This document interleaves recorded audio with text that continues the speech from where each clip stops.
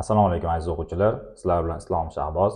Bugun sizlar bilan Axborotnoma 96/2007 kitobini kasrlar, oddiy kasrlar mavzusini ishlaymiz. Bu mavzuda bilishimiz kerak bo'lgan narsalar kasr, kasrlarni qo'shish, ayirish, ko'paytirish, bo'lish, shu haqida tushunchalarga ega bo'lishimiz kerak. Kasr deganda, oddiy kasr deganda o'zi qoidasi bo'yicha, demak, butunning bir yoki bir necha bo'lagini ifodalovchi sonlarga, demak, oddiy kasr sonlar deyiladi. Xo'p, kasr sonlarida turlari bor. Buni demak oddiy kasr, o'nli kasr. Oddiy kasrda ham o'zining turlari bor: to'g'ri kasr va noto'g'ri kasr. To'g'ri kasr deb surat va mahraj surati mahrajidan kichik bo'lgan kasrlarga aytiladi. Noto'g'ri kasr deb surati mahrajidan katta yoki teng bo'lgan kasrlarga aytiladi. Xo'p, kasr ko'rinishi o'zi A taqsim B ko'rinishida bo'ladi. Demak, shu chiziqchamiz kasr chizig'i deyiladi. Xo'p, tepasi surat, pasti esa mahraj deyiladi.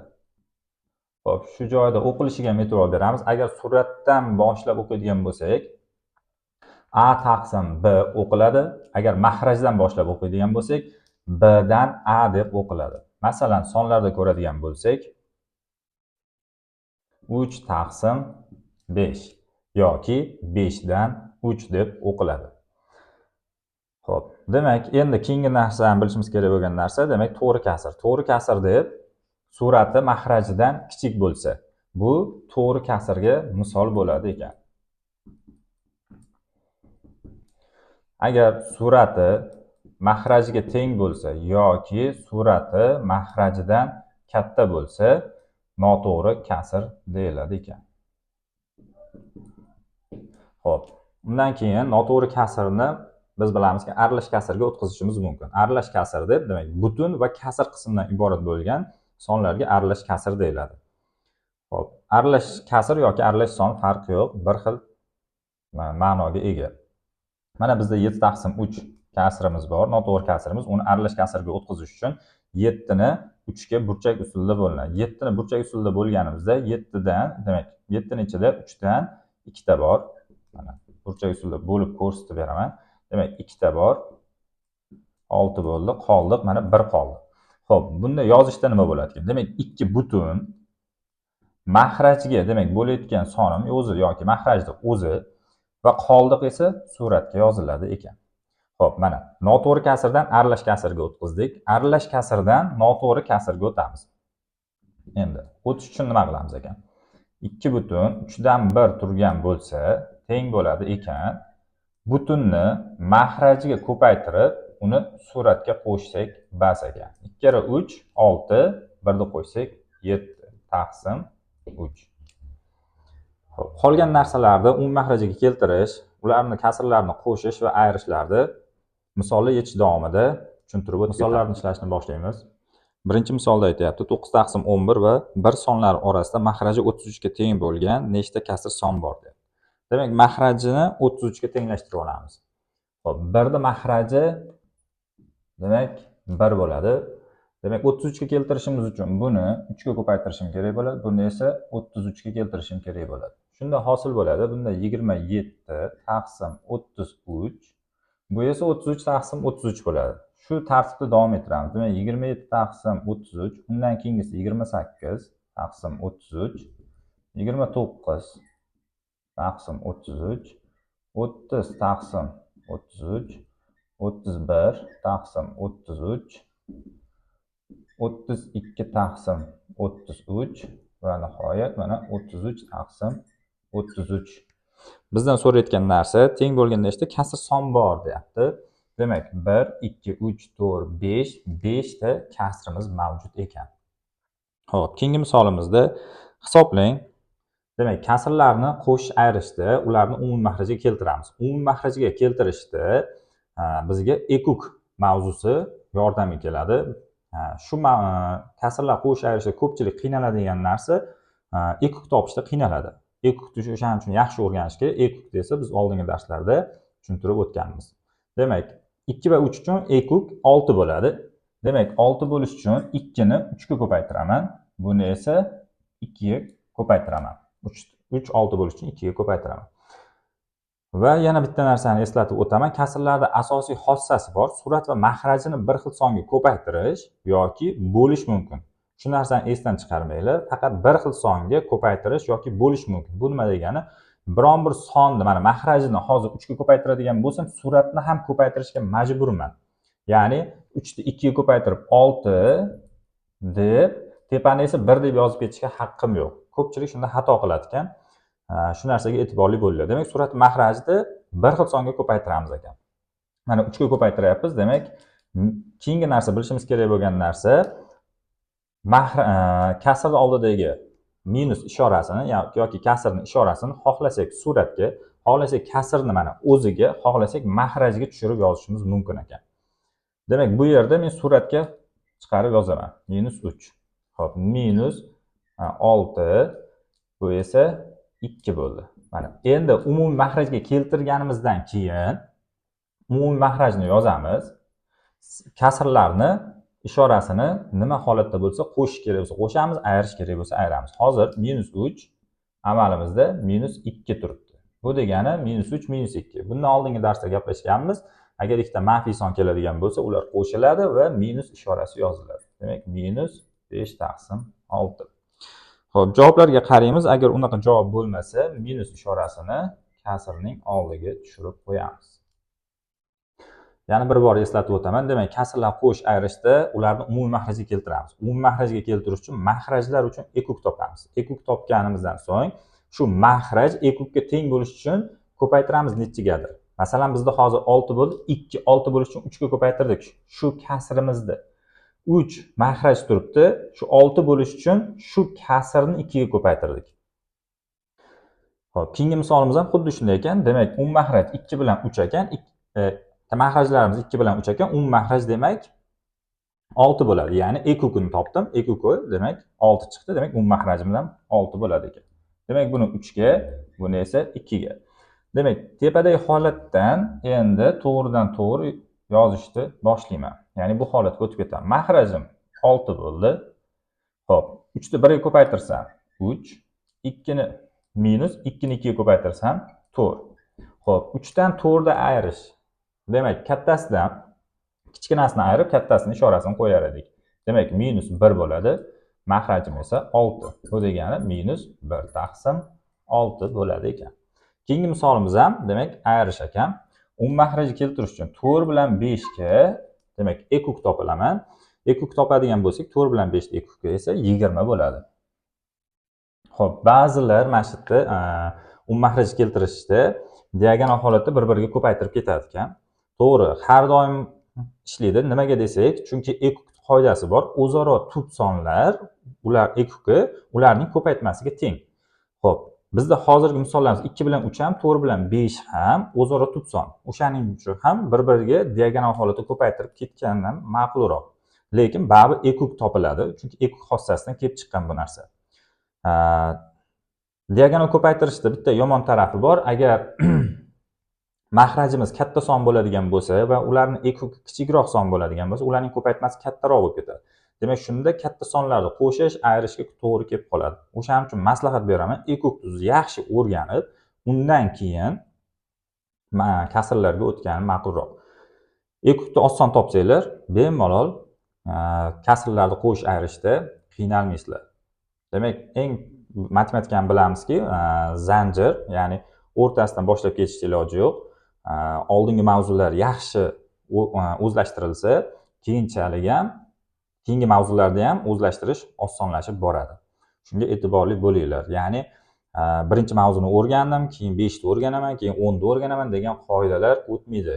Ya'ni tarix o'qisanglar 5-sinfda o'rganib, keyin 10-sinfda o'rganib, keyin 7 ga o'tib yoki adabiyot o'qisanglar u narsada to'g'ri kelishi mumkin, lekin matematika fanida bu narsalar to'g'ri kelmaydi.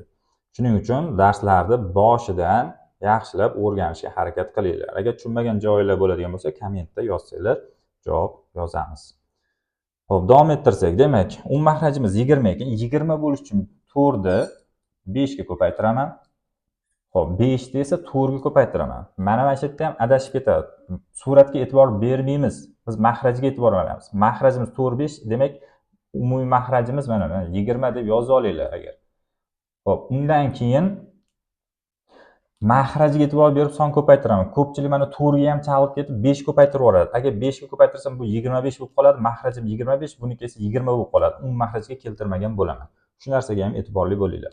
Demak, faqat mahraj bilan ishlaymiz ekan. Xo'sh, sharishda. Xo'p, 5 ni 1 ga ko'paytirsam 5 minus 4 ni 4 ga ko'paytirsam 16.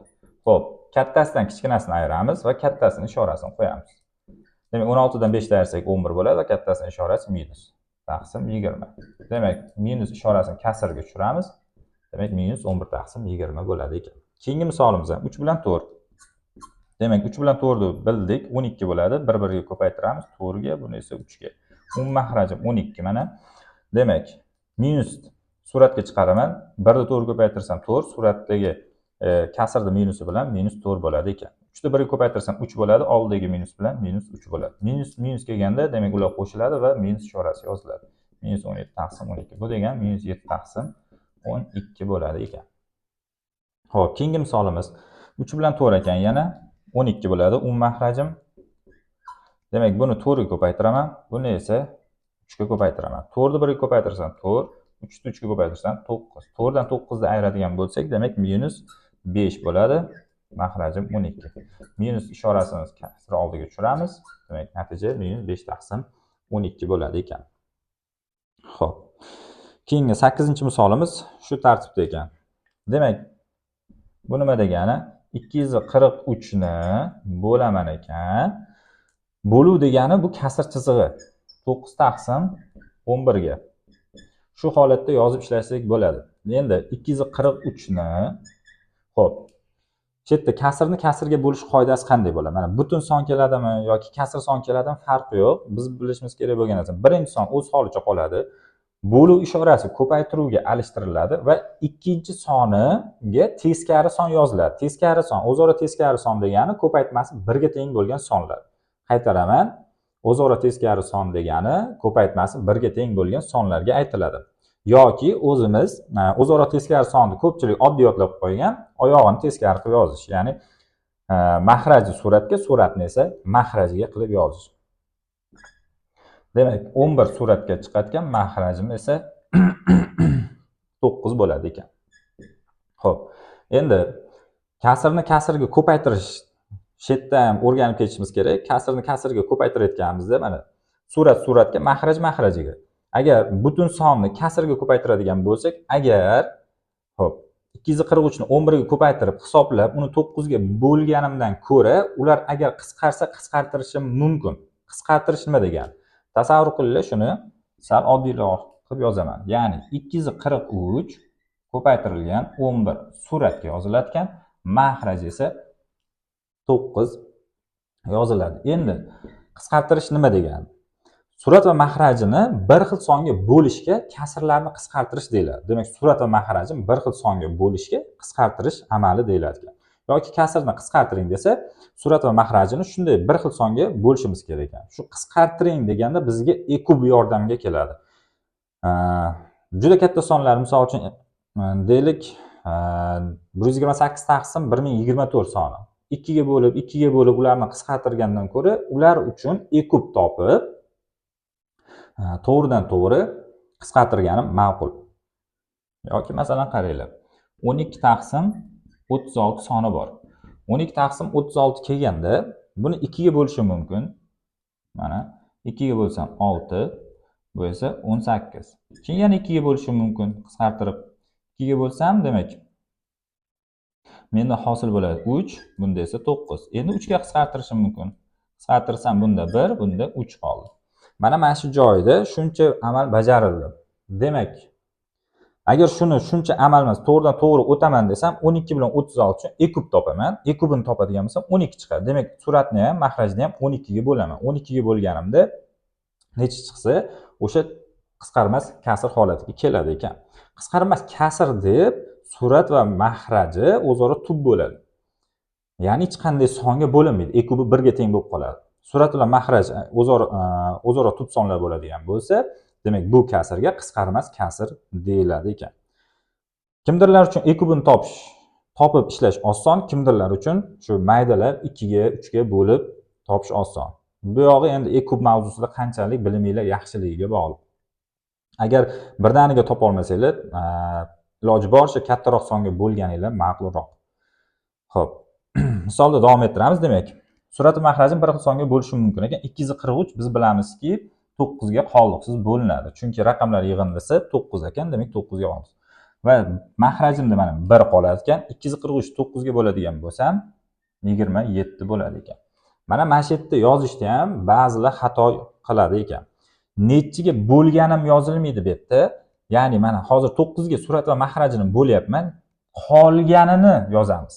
Tepaga demak bunga ham qolganini yozamiz. Ya'ni 9 ga bo'lganini yozilmaydi. U shunday o'zimiz xayolan bilishimiz kerak. 9 ga bo'ldim, natijasi shu chiqdi. 9 ga bo'ldim, natijasi shu chiqdi deb olib ketishimiz kerak ekan. Demak, keyingi narsa bilishimiz kerak bo'lgan narsa, agar mahrajda 1 qoladigan bo'lsa, mahraj yozilmay qoladi. Yoki ixtiyoriy sonda mahraji 1 ga, butun sonda, natural sonlarda mahraji har doim 1 ga teng bo'ladi. Ular yozilmaydi. Faqat kerakli paytda yozib ishlatamiz. Xuddi mana birinchi misolimizga o'xshab. 1 berilgan, uni mahrajini 1 deb olganimiz kabi. Xohlasak 1 ni mahraj deb yozamiz, xohlasak tashlab yuboramiz. Endi 1 ni tashlab yuboramiz. Shunda 27 ko'paytirilgan 11. 27 ni 11 ga ko'paytirilgan bo'lsak, 297 bo'ladi ekan. Videoni qayta ko'rish mumkin. Agar tushunmagan joylar bo'lsa, kommentar yozsanglar tushuntirib o'tamiz. O'ylaymanki, tushunarli bo'lyapti mavzuyimiz. Xo'p, keyingi 9-misolga o'tadigan bo'lsak, 9-misolda demak, birinchi suratni soddalashtiraman. 20 - 48 bu degani -28 ko'paytirilgan -5 - 20 degani bu -25 degani. Taqsimda -5 ekan. Xo'p, -5 mana shu joyda ikki xil yo'lda ishlasanglar bo'ladi. 1, 2, 3 ta minus bor ekan. Demak, 3 ta minus kelsa, bu bilamiz toq turibdi. Demak, natijamiz minusda chiqadi. Yoki -25 ni -5 ga bo'lib chiqqan natijani keyin -28 ga ko'paytirsak ham bo'ladi. Hozir demak 3 ta minus bo'lgani uchun natija minusdan ekan. Endi qolganlarni musbat sonda soddalashtiraman. 5 bilan bu 25 qisqartirsam, bunda demak 5 qoladi, bunda esa 1 qoladi. 28 ni 5 ga ko'paytirsam, demak 140 bo'ladi ekan. Ishorani boshida aniqlab oldik. Xo'p, keyingi misolimizda demak hisoblang. Buni ishlashimiz uchun nima qilamiz ekan? Umumiy mahraj berib ishlaymiz. Demak, bunga umumiy mahraj 2 bo'ladi. Bunda 3 bo'ladi, bunda esa 4 bo'ladi, bunda esa 5 bo'ladi, bunda esa 6 bo'ladi. Xo'p. Endi soddalashtiramiz. 2 dan 1 ni ayirsam, 1 bo'ladi. Bu degani 1 taqsim 2 ko'paytirilgan. 3 dan 1 ni ayirsam 2 bo'ladi, mahrajim 3. 4 dan 1 ni ayirsam 3 bo'ladi, mahrajim 4. Xo'p, 5 dan 1 ni ayirsam 4 bo'ladi, mahrajim esa 5. 6 dan 1 ni ayirsam 5 bo'ladi, mahrajim 6. Endi qisqartirishni boshladim. Xo'p, mana surat. Hammasini ko'paytman. Boshida aytdikki, kasrlar ko'paytirayotganda suratga, mahrajga ko'payadi. Demak, suratlarni bir-biriga ko'payadi, mahrajlarni bir-biriga ko'paytiradi. Xo'p, bir-biriga ko'paytirib uni soddalashtirgandan ko'ra surat va mahrajdan qisqartirish ma'qulroq. Shunda osonroq chiqadi. Bitta suratdan, mana bitta mahrajdan. Bunda 1 qoldi, bunda 1 qoldi. Bitta suratda mahraj, bunda 1 qoldi, bunda 1 qoldi. Bitta suratda mahraj, 1 qoldi, 1 qoldi. 5 bilan 5 ham qisqardi, bunda 1, bunda 1 qoldi. Demak, suratlarim 1 bo'ldi. Demak, suratni ko'paytirsam 1 chiqadi. Mahrajlarni ko'paytiradigan bo'lsam, javobi 6 chiqadi. Demak, 1 taqsim 6 ekan natijamiz. Misol ko'rinishdan sal qo'rqinchliroq, lekin ozgina soddalashtirsanglar, juda ham oson misolga aylanib qoladi ekan. Xo'p, 3 ta kasr kelyapti. 3 talik bo'ladigan farqi yo'q. Mahraj topayotganimizda, demak, 3 ta mahraj uchun ekuk topiladi. Xo'p, 15 5 3 uchun mahraj 15 ning o'zi bo'ladi. Demak, 15 ning o'zi bo'lgani uchun buni 1 ga ko'paytiraman, buni 3 ga ko'paytiraman, buni esa 5 ga ko'paytiraman. Mahrajni yozib olamiz. Demak, 15 -3 +3 bu esa -5. -3 +3 0 beradi. Demak, -5 qoldi, taqsim 15 bo'ldi. 5 bilan Buni qisqartirsam bunda 1, bunda esa 3 qoldi. Javobim minus 1 taqsim 3 ekan. Xo'p, keyingi misolim ko'paytirish bo'lishdan. Xo'p, minus minus kelyapti, demak javobim musbat chiqadi ekan. Ishorani unutaman. Xo'p, 1 taqsim 3 ko'paytirilgan 2 taqsim 7 bo'luv ishorasini ko'paytiruvga alishtiramiz. Boya aytganimizdek boshidagi tegmaymiz. Undan keyingisini esa bo'luv ishorasini ko'paytiruvga suratini mahrajiga, mahrajini esa suratga yozamiz ekan. Xo'p, 7 bilan 42 qisqaradi. 7 bo'ladigan bo'lsak, bunda 6, bunda 1 qoladi ekan. Xo'p. Endi 3 bilan 6 ham qisqaradi. Bunda 2 qoladi, bunda 1 qoladi. 2 kere 2 bizda 4, 1 ko'paytirilsa 5. Javobimiz 4 taqsimda 5 chiqadi ekan. Xo'p, bu misolimiz ham yuqoridagi misol bilan bir xil ekan. Demak, mahrajim 15 ni o'zi yozib olaman. Xo'p, bunga 1 ni, bunga 3 ni, bunga esa 5 ni ko'paytiraman. Xo'p, 1 ni 3 ga ko'paytirsam minus 3, bunga ko'paytirsam plus 3, ko'paytirsam plus 5. Xo'p, minus 3 plus 3 yo'q bo'lib ketadi. Demak, 5 taqsim 15 bo'ladi. Ikkalasini qisqartirib yuborsam, javobim 1 taqsim 3 bo'ladi ekan. Xo'p, 14-misolimiz 12-misol bilan bir xil ekan. Demak, ishora manfiy bo'ladi ekan. Demak, minus 1 taqsimda 3. Xo'p, ko'paytirilgan 2 taqsimda 7, ko'paytirilgan 42 taqsimda 5. Demak, 3, 7 ko'paytirsam 21 bo'ladi. Demak, 21 buni 21 ga bo'lsam, bunda 2 bo'ladi. Shu yerda tushunishlar uchun boya yuqorida 2 ga bo'lib, ya'ni 2 marta qisqartirdim. Hozir esa 3 kere 7 21 deb oldimda, endi 21 ga qisqartiryapman. Xo'p, 2 kere 2 4, ishoram manfiy, mahrajim esa 5 bo'ladi ekan. Xo'p, bu misolimiz ham demak 14-misol bilan bir xil ekan. Mahrajim 15. Demak, buni 1 ga, buni 3 ga, buni esa 5 ga. Xo'p, bu misollardan kelishdan maqsad shu ishorada chalg'itish ko'proq. Shu narsaga e'tiborli bo'ling. Ko'pchilik kasrlar qiyin mavzu deydi. Kasrlar qiyin mavzu emas. Faqat ishlatishimiz kerak bo'lgan narsa. Mana o'zingizlar o'ylab ko'ringlar. Mana ekub bilishimiz kerak. Ekukni bilishimiz kerak. Musbat va manfiy sonlar qo'shib, ayirishni bilishimiz kerak. Ko'paytirish, bo'lishni bilishimiz kerak manfiy sonlarda. Mavzularda ko'proq mavzular o'z ichida olgani uchun ko'pchilikka qiyin bo'ladi. Chunki ular yo ekubni bilmaydi, yo ekukni bilmaydi, yoki musbat sonlarda qo'shib, ayirishda, ko'paytirish, bo'lishda xato qiladi. O'shaning uchun kasrlarni yaxshi ishlayman desanglar, shu mavzularni mukammal o'rganishingiz shart. Xo'p, davom ettiramiz. 1 ni 3 ga ko'paytirsak 3, 3 ni 1 ga ko'paytirsam 3 chiqadi, oldagi ishorasi bilan minus 3 bo'ladi ekan. 5 ni 1 ga ko'paytirsam 5, oldagi ishorasi bilan minus 5. Demak, minus 5 taqsim 15, natija 5 ga qisqartirsam minus 1 taqsim 3 bo'ladi ekan. Misollar ishlashda davom etamiz. Keyingi misolimiz demak 16-misol. 16-misolda aytayaptiki, demak hisoblang berilgan kasrlar. Xo'p, bu kabi misollarni biz ishladik. Davom ettiramiz. Demak, manfiy ko'payapti. Bu holatda nima bo'ladi? Demak, ikkita manfiy ko'payganda musbat bo'ladi ekan. Manfiy ishoralarni unutaman. Demak, 1 taqsimda 3 ko'paytirilgan 2 taqsimda 7 bo'luvni ko'paytiruvga alishtiraman va suratini mahrajiga, mahrajini esa suratga qilib yozaman. Shu qoida hech qachon esingizdan chiqarmanglar. Har doim bo'luvdan keyingisini alishtiramiz. Bo'luvdan oldingisini emas. Xo'p, 3 kere 7 21. Demak, 3 7 qisqartirib olaman. Demak, bunda esa 2 qoladi. 2 kere 2 esa 4, mahrajim esa 5 bo'ladi ekan. Demak, ko'paytiryapman bu yerda aziz o'quvchilar. 4 qayerdan keldi desanglar, 1 ni 2 ga ko'paytirdim 2, 2 kere 2 esa 4. 1 ni 1 ga ko'paytirdim 1, 1 ni 5 ga ko'paytirdim 5. Mahraj yozildi. Har bitta qoidani alohida yodlaylik. Kasrlar qo'shish qoidasi boshqa narsa, kasrlar ko'paytirish qoidasi boshqa, bo'lish boshqa narsa. Har bittasi uchun alohida qoidalar bor. Xo'p. Demak, keyingi misolimda xo'p, manfiy daraja kelganda esingizdan chiqarmanglar. Manfiy daraja deganda teskarisini yozish. Ya'ni surati mahrajiga, mahraji esa suratga yoziladi. Demak, 2 ko'paytirilgan 4 ni minus 2-darajasi degani 4 ni mahrajini biz bilamizki 1. Demak, suratga 1 yoziladi, mahrajiga esa demak 4 ning kvadrati yoziladi. Plus manfiy daraja kelyapti. Bu degani 3 ning 3-darajasi, 2 ning 3-darajasi. Shu yerda bitta qoida, demak, manfiy daraja kelsa demak surat va mahrajni o'rnini almashtiraveramiz ekan va umumiy kasr uchun daraja keladigan bo'lsa suratga ham tegishli bo'ladi ekan, mahrajga ham tegishli bo'ladi ekan. Mana xuddi shu kabi. Xo'p, har qanday sonning 0-darajasi bu 1 ga teng. Ya'ni har qanday son deganda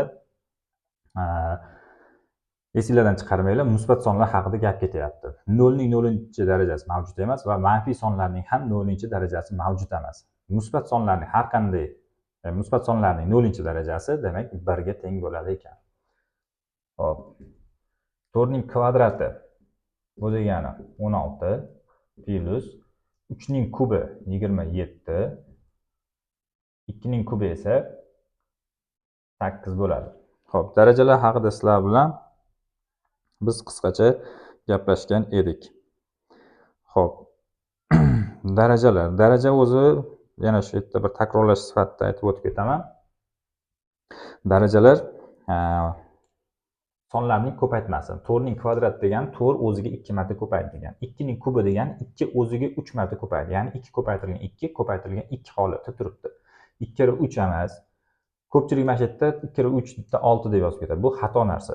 2 ko'paytirilgan 2 ko'paytirilgan 2 holatida bo'ladi. Xo'p, minus 1 yoziladi ekan. Teng. Xo'p, davom ettiradigan bo'lsak, 2 bilan 16 qisqaradi. Bunda demak 8 qoladi, bunda esa 1 qoladi. Mahraji bir xil bo'ldi. Demak, 1 ni 27 ga qo'shaman. Bu degani 28 bo'ladi. Taqsim 8 minus 1. Qisqartirib yuboraman 4 ga. Bunda 2 qoladi, bunda esa 7 qoladi. Mahraj bersam bunga 2 bo'ladi. Shunda 7 minus 2 taqsim 2 bo'ladi. 7 dan 2 ni ayrsam 5 taqsim 2 bo'ldi. Xo'p. Javoblarga qaraydigan bo'lsak, demak o'rniy kasr shaklida yozilibdi. Demak, burchak usulida bo'linadi. Burchak usulida bo'lgan 2 butun chiqadi va 5 yoziladi. Hali o'rniy kasrlar o'tayotganda buni yana to'liqroq tushuntirib o'tib ketaman. Xo'p, keyingi misolimiz ham xuddi shu tartibda ekan. Demak, 12 ko'paytirilgan 3 ning minus 3-chisi. Buni 1 deyman. Demak, 1 da 3-chisi bo'ladi. O'zi aslida 1 da 3-chisi va 3 ning 3-chi holatda yozilishi kerak. Tepada ham xuddi shu holat edi. Mana kvadrat yozmasdan ketdim. Chunki 1 ning har qanday darajasi 1 ga teng. Xo'p, keyingisi plus 3 taqsim 5 ning minus 2-chisi deyapti. Bu degani birinchi manfiy darajani mana yozyapman. 5 va 3. Manfiy darajadan qutuldim. Endi shuning kvadrat holatda yozdim. Minus 1 taqsim, demak 1 taqsim 2 ning 0-darajasi 1 ga teng. Xo'p. 12 ko'paytirilgan 1 ning har qanday darajasi 1 ga teng, 3 ning kubi esa 27 ga teng. Plus. Xo'p, 5 taqsim mana shu yerda kasrda xossasi bor. Demak, agar kasr uchun umumiy daraja keladigan bo'lsa, shu daraja ham suratga, ham mahrajga tegishli bo'ladi ekan. Demak, 5 ning kvadrati taqsim 3 ning kvadrati minus 1. Demak, 12 bilan 27 qisqaradi. Ikkalasini demak 3 ga qisqartirsam bunda 4 qoladi, bunda esa 9 qoladi. Demak, 4 ni 1 ga ko'paytirsam 4, mahrajimda 9 plus 5 ning kvadrati 25, mahrajim 3 ning kvadrati 9 minus 1. Xo'p. Chetda demak, mahraj beraman. Bunga 9 bersam, 4 ga 25 qo'shsam 29 bo'ladi minus 9. E'tibor berayotgan bo'lsanglar, buni suratlarning ustida amal bajarib ketadi. Chunki mahraji bir xil. Mahraji bir xil bo'lsa, demak, suratlar ustida shu amal bajariladi. Qo'shish kerak bo'lsa qo'shiladi, ayirish kerak bo'lsa ayriladi. Demak, 29 dan 9 ni ayiradigan bo'lsak, 20 taqsim 9. Javobga e'tibor beramiz. Agar javobimiz demak aralash kasr holatida ekan, aralash kasr holatiga o'tkazamiz. Aralash kasrni bundan oldin o'rgandik. Burchak usulida bo'lamiz. Buning ichida 2 butun bor va 2 qoldiq chiqadi. Javobimiz 2 butun 2 taqsim 9 ekan. Xo'p. 19-misolimizda hisoblang deyapti. 3375 dan 1331 ni ayirib yuboraman. Ayirib mana shu holatlarda demak suratda yoki mahrajda qandaydir amallar keladigan bo'lsa, birinchi soddalashtirib olamiz. Undan keyin keyingi amallarga o'tamiz. Hozirgi holatimizda ham xuddi shunday. Suratda demak bizda ayirish amali kelyapti, uni soddalashtirib olamiz. 3375 dan 1331 ni ayiraman. Demak, ayiradigan bo'lsam 2044 bo'ladi ekan. Taqsim 4 demak bo'lingan 511 minus 1. Ikkalasini qisqartirib yuboraman. Bunda 1 qoladi. Buni bo'ladigan bo'lsak 511 bo'ladi ekan. Endi 511 ga bo'lsam 1 bo'ladi. Demak, 1 dan 1 ayirsam 0 bo'ladi ekan. Xo'p, keyingi misollarimiz. Bu tartibdagi misollarimizda demak, har doim o'zi asosi bir xilga keltirishimiz mumkin bo'lgan sonlar beriladi. Masalan, bu yerda 9 ning kvadrati bor, bu yerda 3, bu yerda 81. 9 3 ning kvadrati degani 81 3 ning 4-darajasi degani. Demak, 9 ning kvadratini yozaman. 3 ning kvadratining kvadrati. Demak, 3 ning 5-si taqsim 3 ning 4-darajasi va uning kvadrati holatda turibdi. Daraja ustida daraja kelganda ular har doim ko'paytiriladi. Demak, 2 ni 2 ga ko'paytirsam, demak 4 bo'ladi. 3 ning 4-si ko'paytirilgan 3 ning 5-si taqsim 2 ni 4 ni 2 ga ko'paytirsam 3 ning 8-si bo'ladi. Xo'p, asoslari bir xil bo'lsa, ular ko'paytirilganda darajalar qo'shiladi. Demak, asos deganda mana 3 turibdi, asos turibdi, mana darajasi 4 va 5 turibdi. Demak, ular ko'paytirilganda asosi bir xil bo'lganda, ular ko'paytirilsa darajalar qo'shiladi. 4 ga 5 qo'shsam 9 bo'ladi, mahrajida 3 ning 8-si. Demak, ko'paytirilganda darajalar qo'shilayotgan, kasr chizig'i degani bo'luv degani. Ya'ni shunda asoslar bir xil bo'lsa, ularni bo'ladigan bo'lsam, darajalar ayriladi. Demak, suratda mahraj 9 dan 8 ga ayirsam, daraja 1 bo'ladi. O'zi birinchi daraja yozilmaydi. Xo'p, keyingi misolimiz ham xuddi shu kabi ekan. Bunda qoidalarni yodlab ketinglar har doim. Demak, mana shu berilgan son shu eng kichik asosga keltiramiz. 27 3 ning kubi. Eng kichik asos 3 ning kubiga keltiramiz. Mana shu yerda 9 ga keltirib qo'yadi kimdirlar. Yoki 27 ga keltirmoqchi bo'ladi. O'sha holatlarda qisqarmay qoladi va xunuk son hosil bo'lib qoladi. Undan ko'ra eng oddiy, soddasi eng kichik songa keltiramiz. Eng kichik son nechinchi darajasiga keladi? Masalan, 27 3 ning kubi bo'ldi. Xo'p, 3 ning 4-si, 3 ning kubini kubinchi darajasi ekan. Keyingisi 3 ning 4-si ko'paytirilgan 9 esa 3 ning kvadrati. Shuning kvadrati ekan. Xo'p, daraja ustida daraja kelsa, demak, darajalar ko'paytiriladi. 3 × 3 9. Xo'p, buni birinchi soddalashtirib olaman. Ko'paytirilgan, demak, 3 ning 4-darajasi hosil bo'ldi. Demak, 3 ning 9-si asoslar bir xil bo'lib, ko'paytirilganda darajalar qo'shiladi. 4 ga 4 qo'shsam 8. Asoslar bir xil, bo'linganda esa ayriladi. Demak, 3 ning birinchisi hosil bo'ladi. Xo'p, keyingi misolimiz 22-misol. Xo'p, 22-misolda bu tartibdagi misollar ishlashda har doim eng pastki qismidan boshlaymiz. Yuqoridan emas, eng pastki qismidan soddalashtirib boshlaymiz. -1 daraja degani boya aytganimizdek, uni teskarisi, surat va mahrajini o'rnini alishtirib yozamiz ekan. Demak, 1 taqsimda 1 minus 1 taqsim 1 minus 1 taqsim 2 ekan. Plus bu ham xuddi shunday ekan. 1 taqsimda 1 plus 1 taqsimda 1 plus 1 taqsim 2 ekan. Xo'p, endi soddalashtiraman. Buni soddalashtiradigan bo'lsam, 2 beraman. 2 dan 1 ayirsam 1 taqsimda 2 bo'lib qoladi. Shunda 1 taqsimda 1 minus 1 taqsimda 2 dan 1 ayirdim. 1 qoldi, mana 2 hosil bo'ldi. Xo'p, plus buni ham xuddi shunday soddalashtiraman. 1 taqsimda 1 plus 1 taqsim. Buni umuman mahraj bersam, bunga ham 2 beraman. Demak, 2 plus 1 3 bo'ladi. 3 taqsimda 2 bo'ldi. Demak, e'tibor berayotgan bo'lsanglar, shu kasr uchun asosiy kasr chizig'i bu hisoblanadi. Bu kasr uchun ham asosiy kasr chizig'i bu hisoblanadi. Buni ikki xil yo'li bor, ikki xil holatda ishlasanglar bo'ladi. Demak, birinchi proporsiya xossasi bo'yicha, demak, chetki xatlar chetki xatga, o'rta xat degan holatda. Yoki 1 ni 1 taqsim 2 ga bo'lyapman deb ishlasanglar ham bo'ladi. Kimga oson bo'lsa. Proporsiya xossasi bo'yicha buni mahraji 1 deyman. Demak, chetki xatga, o'rta xatga ko'paytiriladi. Kasrga bo'lish sifatida esa 1 bo'lingan 1 taqsim 2 deb ishlayman. Demak, 1 minus 1 bo'lingan 1 taqsim 2 deb ishlasam, 1 taqsim 2, demak, o'rnini alishtirib olsam, 1 ko'paytirilgan 2 natijasi. 1 ko'paytirilgan 2 bo'ladi, bu esa 2 ni beradi. Plus buni soddalashtiradigan bo'lsam, 1 taqsimda, bunda ham xuddi shunaqa. 1 ni 3 taqsim 2 ga bo'lyapman desam, 2 tepaga, 3 esa mahrajga tushib qoladi ekan. Yana xuddi shunday soddalashtiramiz. 1 dan 2 ni ayiradigan bo'lsak, -1, demak 1 taqsimda -1 plus mahraj bersam, bunga 3 bo'ladi.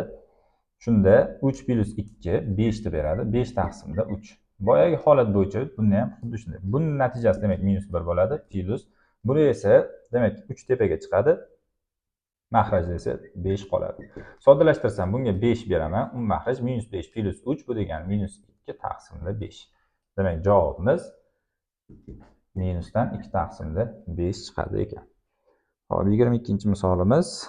Endi 23-misolimiz. 23-misolda demak, surat va mahrajda qandaydir ko'paytma amallar bajarilishi kerak bo'lyapti. Demak, buni agar ko'paytirib ayirib ishlaydigan bo'lsam, juda qiyinlashib ketadi. Ya'ni 488 ni 475 ga ko'paytirishim kerak, undan keyin 462 ni ayiraman. Mahrajda ham xuddi shu ishni qilishim kerak, juda katta son bo'lib ketadi. E'tiborli bo'lamiz. Demak, mahrajiga e'tibor bersam 475 bor. Buni suratga e'tibor bersam ham 475 bor ekan. Ikkalasi ham ko'paytma holatda turibdi. Shunday son, demak 243 ga ko'payayotgani uchun buni ham 243 ga yaqinroq keltiraman. Ya'ni buni yozib olaman. 400 demak 486 ko'paytirilgan 486 ko'paytirilgan plus 2 ko'paytirilgan 475 deb. Shunda 488 beradi. 486 plus 2 da 488 beradi. Ko'paytirilgan 475 minus 462 taqsimda surat va mahrajga tenglayman. Plus 475 ko'paytirilgan 243 holatda turadi. Endi 475 ni qavsda ochib chiqaman.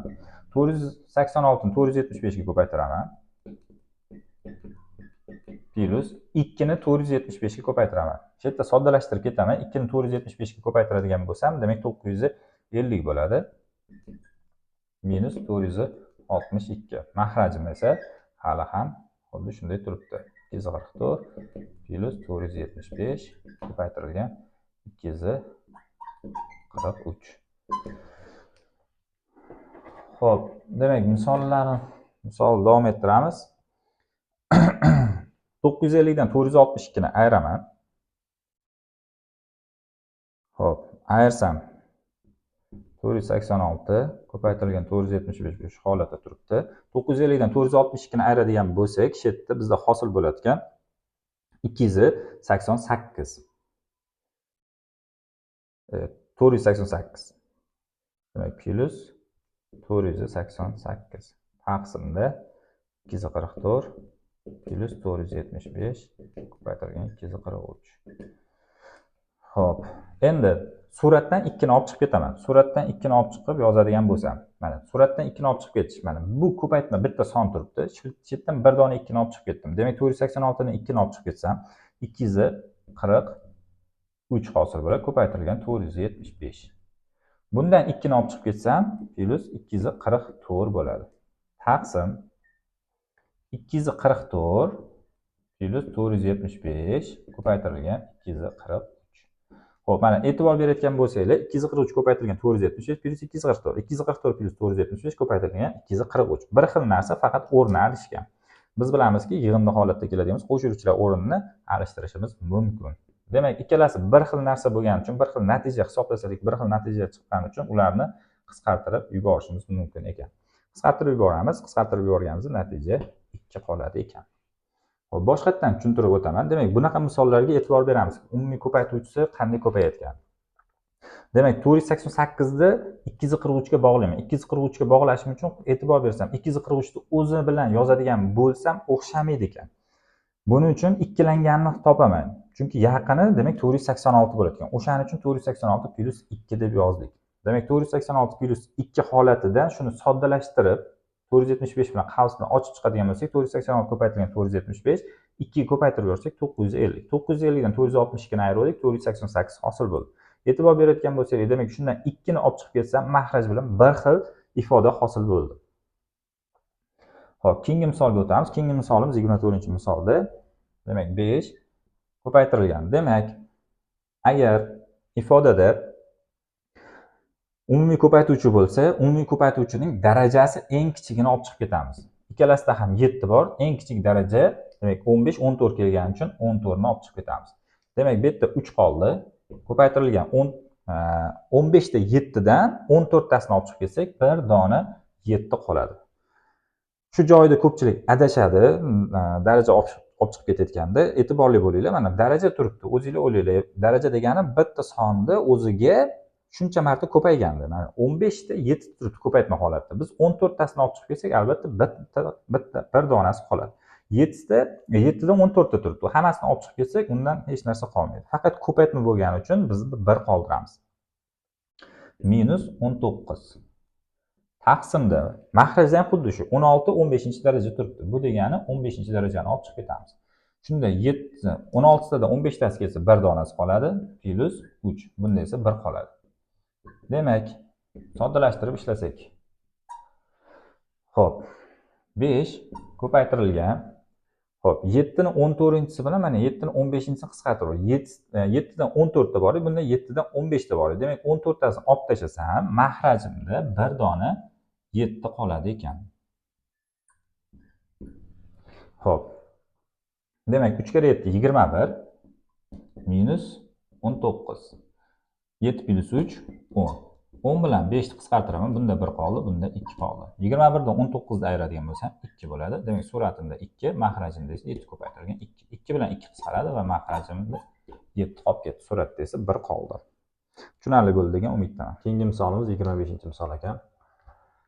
Bunday misollarni yuqorida ishladik. Birinchi qiladigan narsamizga e'tibor beramiz. 395 ko'paytirilgan 244, 395 ko'paytirilgan 243 ekan. Xo'p, demak 244 ni yozamiz ekan. 243 plus 1 deb. Ko'paytirilgan 395 minus 151. Xo'p. Mahrajini demak birinchi 395 ko'paytirilgan 243 plus 244 shaklida yozib olamiz. Xo'p, endi qavsni ochib chiqamiz. 243 ni 395 ga, 1 ni 395 ga ko'paytirib ochib chiqamiz. Demak, 243 ko'paytirilgan 395 plus 1 ni 395 ko'paytirsam, 395 ni o'zi minus 151. Mahrajim demak 395 ko'paytirilgan 243 plus 244. Xo'p, 151 395 dan 151 da ayirsak, demak 244 hosil bo'ladi. 243 ko'paytirilgan 395 plus demak bundan buni ayirsak 244 bo'ladi ekan. Xo'p, mahrajimda 243 ko'paytirilgan 395 plus 244. Surat va mahraj bir xil son bo'ldi. Demak, qisqarib ketsa, javobim 1 chiqadi ekan. Xo'p, keyingi misolimiz. Bu tartibdagi misollarni ko'rdik. Demak, darajasi eng kichigini olib chiqib ketamiz. Umumiylardan bo'ladi. Mana umumiy ko'paytiruvchimiz bizda 2 bor va bu yerda ham 2 bor. Bu yerda 4 turibdi. Shu yerda ikki xil yo'lda ishlasak bo'ladi. 4 ni 2 ning kvadrati deb ishlasak ham bo'ladi. Ya'ni 5 ko'paytirilgan 2 ning 32-chisi minus 2 ning kvadrati ko'paytirilgan 2 ning 30-chisi. Taqsim 4 ni 16-chisi. Bu degani 2 ning kvadratining 16-darajasi degani. Xo'p, soddalashtiramiz. Soddalashtirsak, demak 2 ning kvadrati 2 ning kvadrati ko'paytirilgan 2 ning 30-chisi. Asoslari bir xil bo'lsa, darajalar qo'shiladi. Demak, 2 ning 32-chisi. Mahraji daraja ustida daraja kelsa, ular ko'paytiriladi. Demak, 2 ning 32-chisi. Tepada demak 2 ning 32-chisini olib chiqib ketamiz. Mana darajalar bir xil bo'ldi, asoslari bir xil, darajalari ham bir xil bo'lsa, demak umumiy o'zini olib chiqib ketamiz. Xo'p, bu yoqda 5 qoladi. Bu yerda esa minus bundan 1 qoladi. Taqsim demak 2 ning 32-chisi. Ikkalasi bir xil bo'ldi, bir-biri bilan qisqarib ketadi. Xo'p, 5 dan 1 da ayirsak 4 bo'ladi. Demak, javobimiz 4 bo'ladi ekan. Xo'p, 27-misol. Bu tartibdagi misollarni ishlatganimizda, demak, asosini bir xil keltiramiz. Hozir bizda tayyor o'zi asosini bir xil qilib qo'ygan, shuni soddalashtirib qo'ysak bo'ldi ekan. 10 dan 9 ta ekan, 10 dan 11 ta ekan. Ikkalasi qisqarib ketib, mahrajda 10 dan 2 ta qoladi, ya'ni 10 ning kvadrati. Xo'p, 3 dan 3 ta ekan, 3 dan 5 ta ekan. Demak, suratda 3 dan 2 ta qolib ketadi ekan. Bu degani 3 ning kvadrati 9. Xo'p, 10 ning kvadrati esa 100. Xo'p, javoblarga qaraydigan bo'lsak, unaqa javob yo'q. Buni 10 kasrga aylantirib o'tkazamiz. Xo'p, 100 ga bo'layotganda virgul siljitamiz, ya'ni virgulni o'ngdan chapga qarab harakatlantiramiz. Xo'p, ikkita noli bor ekan, bu degani 2 marta virgul siljitaman. Virgul shu yerda deb tasavvur qilamiz, chunki yozilmaydi butun sonlarda. Bitta yetmayapti, bitta 0 qo'shib yozaman. Bu degani 0.0 9 bo'ladi ekan. Demak, 0,100 ekan javobimiz. Xo'p, bu kabi misollarni biz ishladik. Xo'p, ishlashda eng pastidan boshlab soddalashtirib boramiz. Demak, 2 taqsim 1 plus 1 taqsim 1 plus 1 taqsim 2 ekan. Keyingisida minus 2 taqsim 1 plus 1 taqsimda 1 minus 1 taqsimda 2. Xo'p. Demak, pastni soddalashtirsak, makhraj bersam 2 bo'ladi, 2 plus 1 3 bo'ladi, 3 taqsim 2. Xo'p, bu misol ishlaganimiz uchun to'g'ridan to'g'ri soddalashtirgan yo'lga o'tib ketaveraman. Ya'ni 3 taqsim 2 bo'lsa, 2 tepaga o'tib 2 taqsim 3 bo'lib qoladi. Demak, 2 taqsim 1 plus 2 taqsimda 3. Keyingisida demak 2 taqsimda 1 plus, demak bundan 1 dan makhraj bersam 2 minus 1 1 bo'ladi, 1 taqsim 2 bo'ladi, 2 tepaga ko'paytirib o'tib makhrajim 1 esa yozilmay qoladi. Xo'p, makhraj bersam 3 bo'ladi, 3 plus 2 bu 5 degani, 3 esa tepaga ko'paytiriladi. Demak, 2 kira 3 6, makhrajimda esa 5 bo'ladi ekan. Xo'p, bunda ham xuddi shu 1 plus 2, bunda endi makhraj yo'qligi uchun oddiy son hosil bo'ladi. Demak, 2 taqsimda 3 bo'ladi ekan.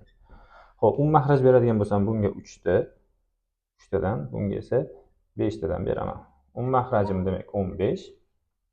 3 kira 6 18, 18 dan 10 bersam 8 bo'ladi. Demak, javobim 8 taqsimda 5 bo'ladi ekan. Xo'p, keyingisi 29-misolimiz. 29-misolda demak, birinchi soddalashtiramiz. Xo'p, e'tibor berayotgan bo'lsanglar, boyagi misolimizda, masalan, 27-misolda 3 3 10 10 keldi. Endi bu yerda unaqa emas. Buni ozgina ko'paytiruvchilarga ajratib hisoblaymiz. Demak, buni yozadigan bo'lsam, 11 ko'paytirilgan 2 ko'paytirilgan 5 deb yozsam bo'ladi. Shunda 110 bo'ladi. Shuni 6-darajasi ekan. 77 ni yozishim mumkin. 7 ko'paytirilgan 11. Shuning 4-darajasi. Makhrajda ham xuddi shunday. 55 degani 5 ko'paytirilgan 11 degani, shuning 8-darajasi. Xo'p, 154 degani 7 ko'paytirilgan 2 ko'paytirilgan 11 degani. Xo'p, shuning kvadrati ekan. Xo'p, endi soddalashtirib yozadigan bo'lsak. Demak, shu yerda ko'paytuvchilarda, demak, umumiy daraja kelsa, har bir ko'paytuvchiga shu daraja tegishli degan xossamiz bor. Demak, 11 da 6-si, 2 ni 6-si, 5 da 6-si, ko'paytirilgan 7 ni 4-si, ko'paytirilgan 11 ning 4-si. Makhrajimda ham xuddi shu. 5 ning 8-si, ko'paytirilgan 11 ning 8-si, ko'paytirilgan 7 ning kvadrati, ko'paytirilgan 2 ning kvadrati, ko'paytirilgan 11 ning kvadrati. Endi soddalashtirib oladigan bo'lsak. Xo'p, 11 da 6-si, 11 da 4-si. Bu degani 11 da, demak, asoslar bir xil ko'paytirilganda darajalar qo'shiladi. 10-si bo'ladi. 2 ni 6-si o'zi qoldi. Xo'p, 5 da 6-si o'zi qoldi. 7 ni 4-si o'zi qoldi. Xo'p. Makhrajimda demak 11 da 8-si, 11 ning 2-si. Asoslar bir xil bo'lganda ular darajalar qo'shiladi. Qo'shganda 10 bo'ladi ekan. Xo'p, undan keyin 2 ning kvadrati turibdi. Xo'p, undan keyin esa 5 ning 8-si. Undan keyin esa 7 ning kvadrati. Xo'p, soddalashtiradigan bo'lsak, 11 da 10-si, 11 da 10-si bilan qisqarib ketdi. 2 ni 6-sidan bu 2 ning 4-si qoladi. Xo'p, 5 da 6-si, xo'p, makhrajida esa 5 ning kvadrati qoladi. Chunki 5 dan 6 da, makhrajida esa 5 dan 8 da ekan. 6tasi ketsa, 2tasi makhrajda qolib ketadi. Suratda 4 da 7 bor ekan, makhrajda 2 da 7, 2tasini olib tashlasak, bitta 7 qoladi, ya'ni 7 ning kvadrati qoladi. Xo'p.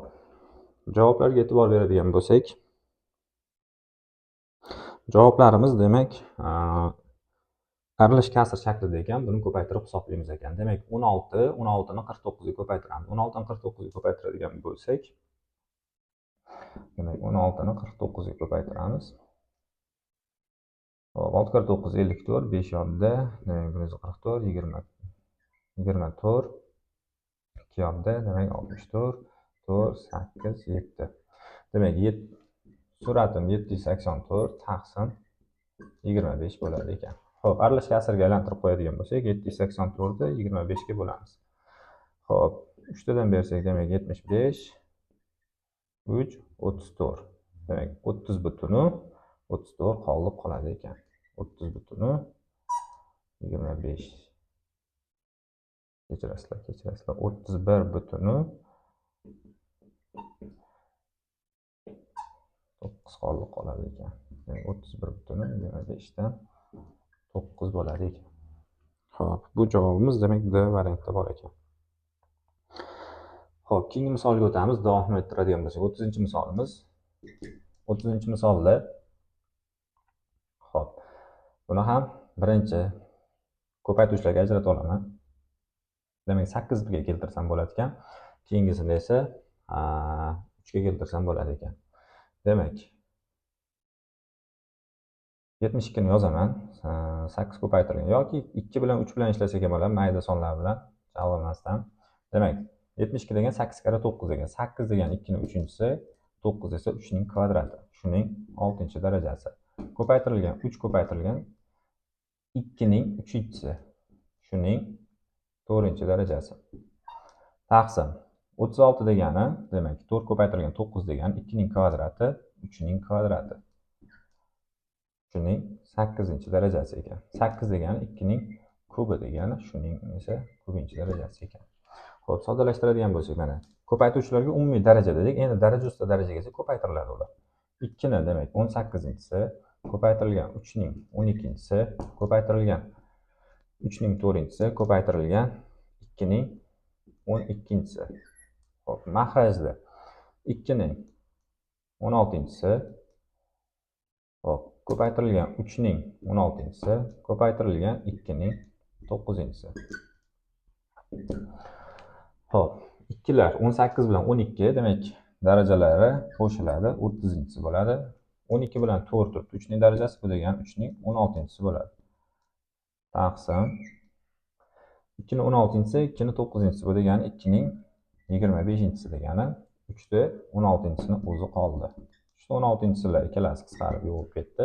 30 da 25 ayirib oladigan bo'lsak, 2 ning 5-chisi qoladi. 2 ning 5-chisi degani esa 32 degani. Xo'p, keyingi misolimiz. Xo'p, 1000 ni yozishim mumkin 10 ning kubi deb. Shuning 10-darajasi ekan. Xo'p, 700 dan 200 ayirsam 500 bo'ladi. 500 da 12-darajasi ekan. 500 da 12-darajasi. 500 ning kvadrati. Demak, bular qisqarib ketadi. Qisqartirib yuboradigan bo'lsak, demak 500 da 10-darajasi qoladi ekan. Xo'p, tepasini soddalashtiradigan bo'lsam, 10 da 30-chisi, mahrajda esa 500 da 10-chisi, bu degan 5 ko'paytirilgan 10 ning kvadratini 10-darajasi qoldi. Xo'p, endi 10 da 30-chisi taqsim 5 ni 10-chisi ko'paytirilgan 10 da 20-darajasi. Bu ikkalasi qisqarib ketsa, 10 da 10-darajasi qoladi suratda. Mahrajda esa 5 ni 10-darajasi qoladi. 10 da yozishimiz mumkin. 2 ko'paytirilgan 5 ning 10-darajasi taqsim 5 ning 10-darajasi. Xo'p, 5 ning 10-darajasi bilan 5 ning 10-darajasi qisqarib ketsa, 2 ning 10-chisi, bu degani 1024 degani. Xo'p, 32-misolimiz ham xuddi shu kabi ishlanadi ekan. Demak, 100 da yozishimiz mumkin 10 ning kvadrati. Ning 5-darajasi taqsimda 80 plus 20 100 degani. 100 esa 10 ning kvadratining, demak, mana 10-darajasi. Ko'paytirilgan 50 da yozishimiz mumkin. 5 ko'paytirilgan 10 shuning 5-darajasi. Xo'p, soddalashtirib olamiz. Soddalashtirsak 10 ning 10-darajasi taqsimda 10 ning 20-darajasi. Ko'paytirilgan 5 ning 5-darajasi, ko'paytirilgan 10 ning 5-darajasi. Xo'p, qisqartirib yuboradigan bo'lsak, demak, 5 ning 5-chisi ko'paytirilgan 10 ning 5-chisi taqsimda, bu 10 ta, bu 20 ta ayirib qisqarib ketsa, 10 da 10-darajasi qoladi. Xo'p, bu bilan ham soddalashtiradigan bo'lsam, 5 ning 5-chisi qoladi, mahrajda esa 10 dan 5 ta qoladi. 10 degani,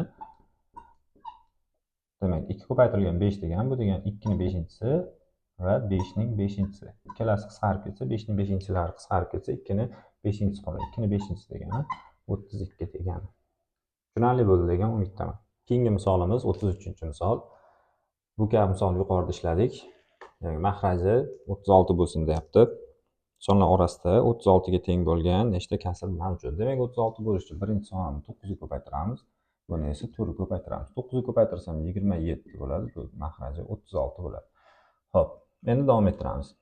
Keyingisi 28 taqsim 36, 29 taqsim 36, 30 taqsim 36, 31 taqsim 36 va 32 taqsim 36. Demak, shular orasida bo'lish shart edi. Demak, 1, 2, 3, 4 ta kasrim mavjud ekan. Keyingi misolimizda aytayaptiki, 34-misolimizda 2 taqsim 3 dan katta va 5 taqsim 6 dan kichik bo'lgan mahraj 30 ga teng bo'lgan nechta kasr mavjud? Bu ham xuddi shu kabi. Demak, mahrajim 30 bo'lishiga 3, 30 bo'lishi uchun 10 ga, buni esa 5 ga ko'paytiraman. 10 ga ko'paytirsam, demak 20 taqsim 30 bo'ladi. Undan keyingisi 21 taqsim 30, undan keyingisi 22 taqsim 30, undan keyingisi 23 taqsim 30, keyingisi 24 taqsim 30, keyingisi 25 taqsim 30. Shular orasida bo'lishi kerak. Bunda ham 4 ta kasr mavjud ekan. Xo'p, 35-misolimiz.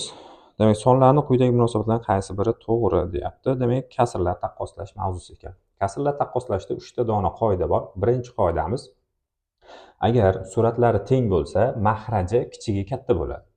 Agar suratlari teng bo'lsa, mahraji kichigi katta bo'ladi. Ikkinchi qoidamiz: agar mahrajlari teng bo'lsa, surat kattasi katta bo'ladi. Agar mahrajlari teng bo'lsa, surat kattasi katta bo'ladi. Uchinchi qoidamiz esa: agar surat ham mahraji ham teng bo'lmasa, ya'ni shu surati ham mahraji ham bir-biriga teng sonlar bo'lmaydigan bo'lib qolsa, ularga umumiy mahraj topilib, u mahrajga keltirib, keyin taqqoslanadi. Ya'ni ikkinchi qoidamiz bilan mahrajlari teng bo'ladi o'zaro va surat kattasi katta bo'ladi. Demak, 3 dona qoidamiz bor ekan. Xo'p, e'tibor beradigan bo'lsam, demak, suratlari ham teng emas, mahrajlari ham teng emas ekan. Demak, 3-qoida bo'yicha ishlayman. Birinchi qiladigan narsam bu qisqarar ekan, qisqartirib olaman.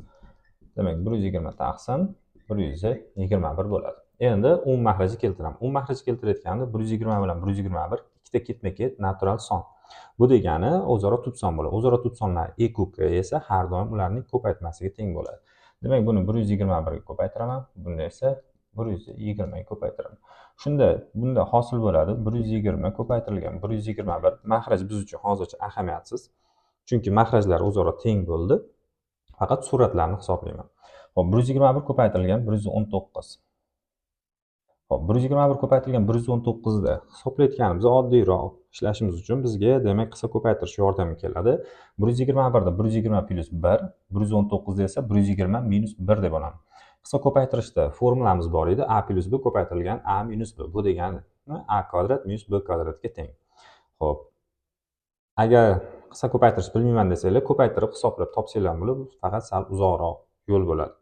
Xo'p, axborotnomada biz bilamizki, o'tilmagan mavzulardan ham misollar tushgani uchun sal qiyinroq kitob hisoblanadi qolgan kitoblarga nisbatan. Xo'p, demak, kelinglar shuni qisqa ko'paytirish bilan ishlaylik. Bu degani 120 ning kvadrati minus 1 bo'lib qoladi ekan. Xo'p, buni ko'paytiradigan bo'lsam, 120 ning kvadrati taqsim 120 ko'paytirilgan 121. Mana mahrajlarim teng bo'ldi. Endi taqqoslayman. Surat mahrajlar teng bo'lganda surat kattasi katta bo'lar edi. Endi oddiygina misol 120 ning kvadratini hisoblasam, 120 ning kvadrati ikkalasida ham bir xil bo'ladi. Lekin bundan 1 ayrilgani uchun har doim bu kichik bo'lib qoladi. Demak, shundan kelib chiqadiki, m kichik n dan bo'ladi ekan. Taqqoslashda demak 3 ta dona qoidadan qaysi biriga to'g'ri kelsa, o'shani foydalanib ishlaymiz ekan. Xo'p, keyingi misolimiz 36 da. Demak, ABC ni o'sish tartibida joylashtiring deyapti. Xo'p, o'sish tartibi nima? Kamayish tartibi nima? O'sish tartibi deb kichigidan kattasiga qarab yozib yuborsak, masalan 1, 2, 3, 4 bu o'sish tartibi hisoblanadi. Kamayish tartibi esa kattasidan kichigiga qarab yozamiz. Ya'ni 4, 3, 2, 1 tartibda yozsak, bu kamayish tartibi hisoblanadi ekan. Bizda esa 36 da o'sish tartibi deyapti. O'sish tartibida demak kichigidan kattasiga qarab yozamiz ekan. Xo'p, taqqoslashni boshlaymiz. Demak, 3 ta agar son bergan bo'lsa, avval ikkitadan taqqoslab ketaman. Yoki agar uchala sonni ham mahrajini umumiy mahrajiga keltira olsam birdaniga taqqoslashi mumkin. Lekin bu yerda 11, 7, 13. Agar umumiy mahrajga keltiraman desam, uchalasi ham tubson bir-birini ko'paytmasini topishimga to'g'ri keladi. Bu esa uzoq yo'l bo'lib ketadi. Xo'p, b bilan s ni taqqoslab olsam. B bilan s ni nima uchun oldim? Chunki buni surati 3, buniki esa 6. Buni 2 ga ko'paytirsam, demak suratlari teng bo'lib qoladi. Mahrajiga qarab taqqoslab ketaman. Xo'p, 2 ga ko'paytirsam surati 6 bo'lib qoladi. Bu esa mahraji 14 bo'ladi. Boya aytdikki, agar suratlari teng bo'lsa, mahraji kichigi katta bo'ladi. Bunda 14, bunda 13. Bu degani s katta bo'lib qolar ekan b dan. Endi kelinglar s bilan a ni taqqoslab ko'ray. Endi bunda taqqoslayotganimda, demak, 11 bilan 3 ekan. Bir-biriga ko'paytiraveraman. 13 ni 5 ga ko'paytiraman, 65 bo'ladi. 11 ni 6 ga ko'paytiraman, 66 bo'ladi. Demak, ko'rinib turibdiki, s a dan ham katta ekan. Endi a bilan b ni taqqoslashimiz qoldi xolos. Xo'p. Yoki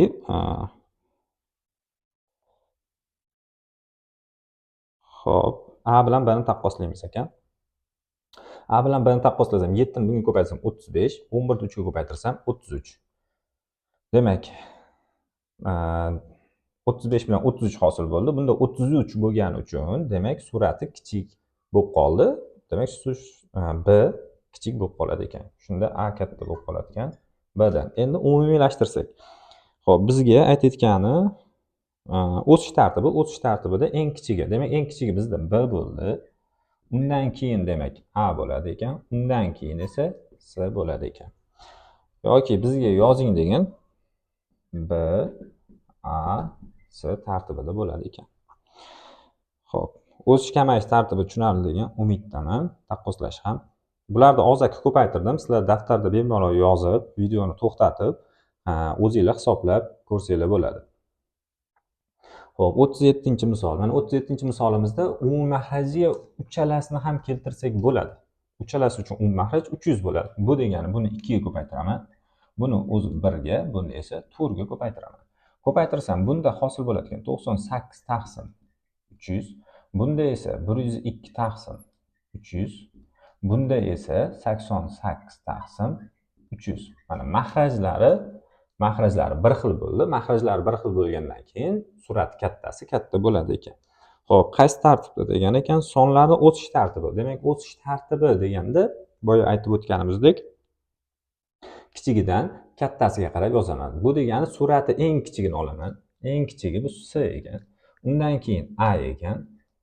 Undan keyin esa b ekan. Demak, javobim s, a, b ko'rinishda bo'lishi shart ekan.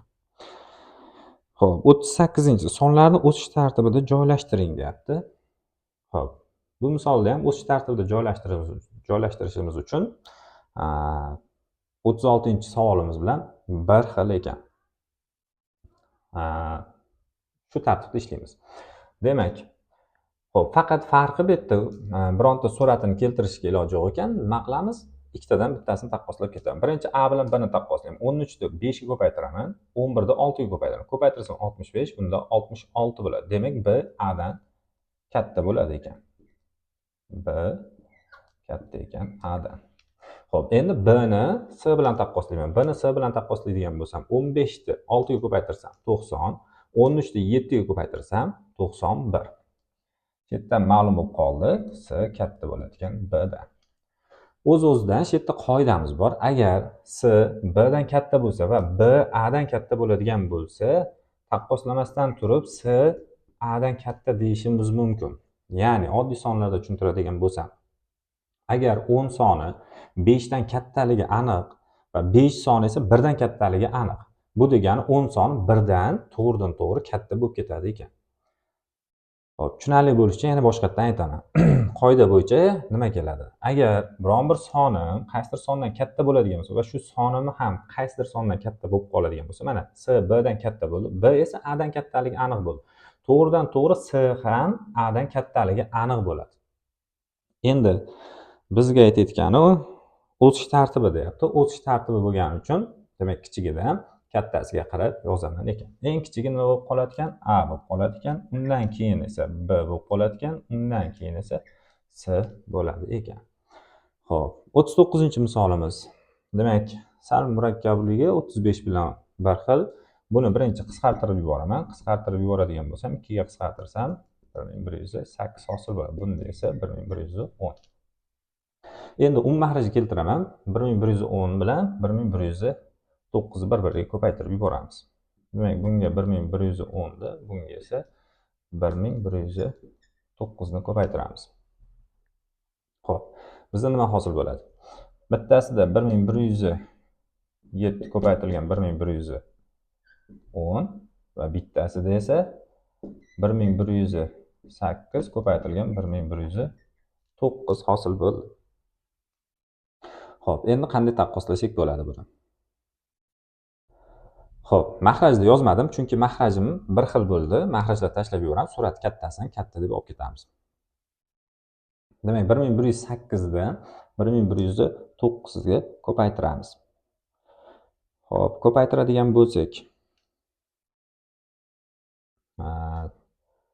kelinglar boyagiday qisqa ko'paytirishdan bir foydalanib ko'ramiz. Demak, 710 deb oladigan bo'lsak, 1107 ni yozaylik. 1108 minus 1 deb. Hop. Ko'paytirilgan 1110 bu holatda tursin. Buni ham 1108 ni o'zini yozamiz. Ko'paytiramiz.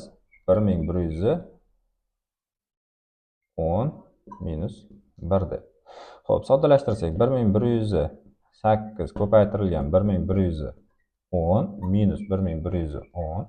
Buni soddalashtiradigan bo'lsak 1108 ko'paytirilgan 1110 minus 1108.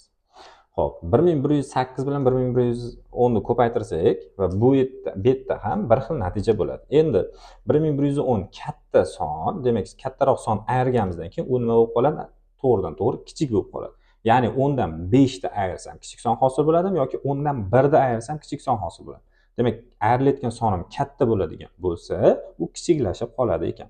Shundan kelib chiqadiki, bizda bu sonim kattaligi aniq bo'lib qoldi.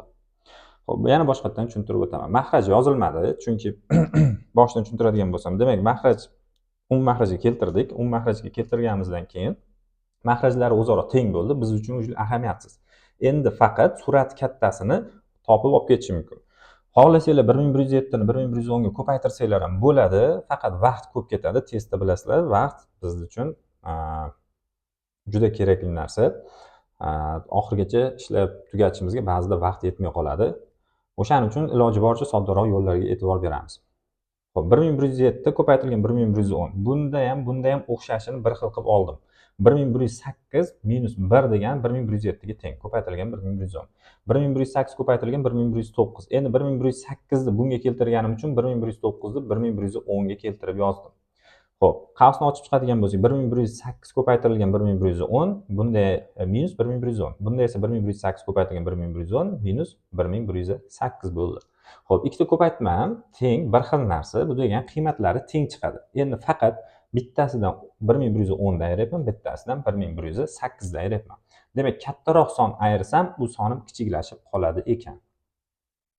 Natijada eng kichikgina n dan hosil bo'ladi ekan.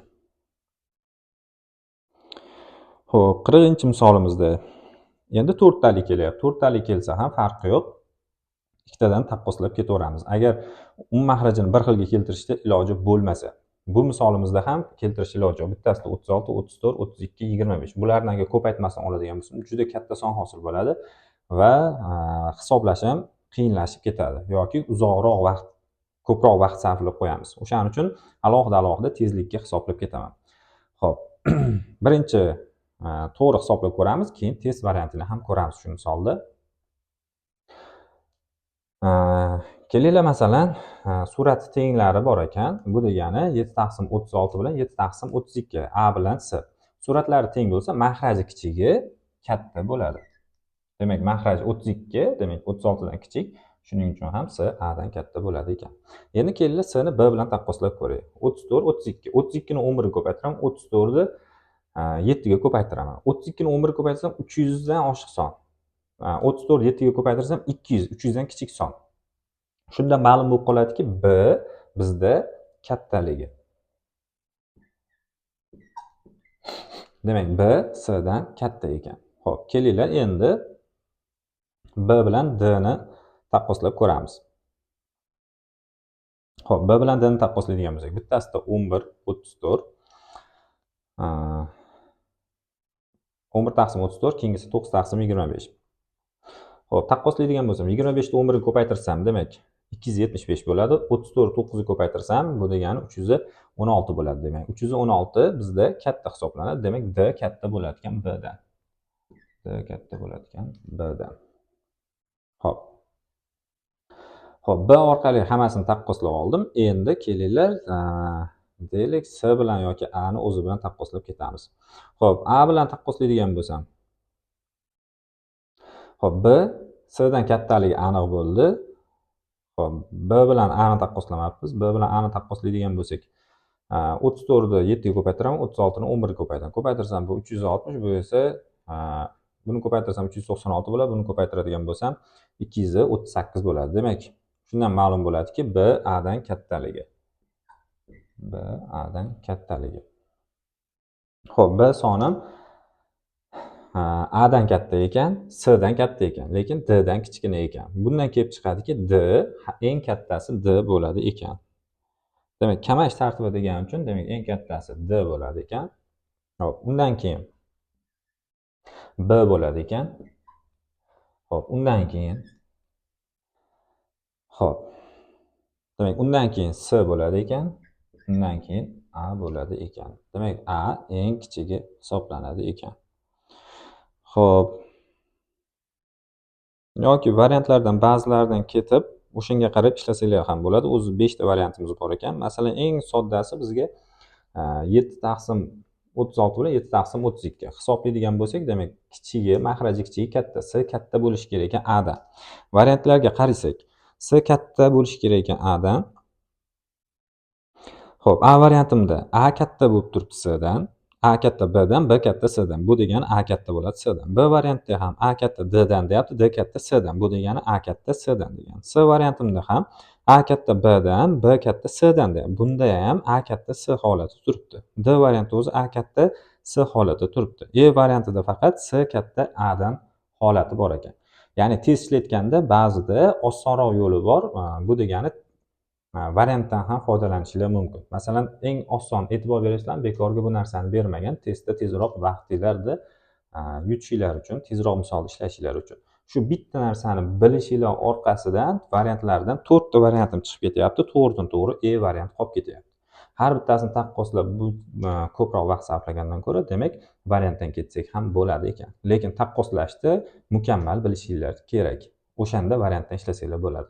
O'rganish jarayonida iloji boricha nima qilamiz ekan? To'g'ri hammasini taqqoslab, qonuniyatlar to'g'ri yodlab, to'g'ri foydalanishni bilishimiz shart ekan. Keyingi misolimiz 41-misol ekan. 1 taqsim 30 va 1 taqsim 45 kasr umumiy mahrajining barcha natural bo'luvchilari soni nechta deyapti. Birinchi o'rinda topishimiz kerak bo'lgan narsa umumiy mahraj ekan. Demak, umumiy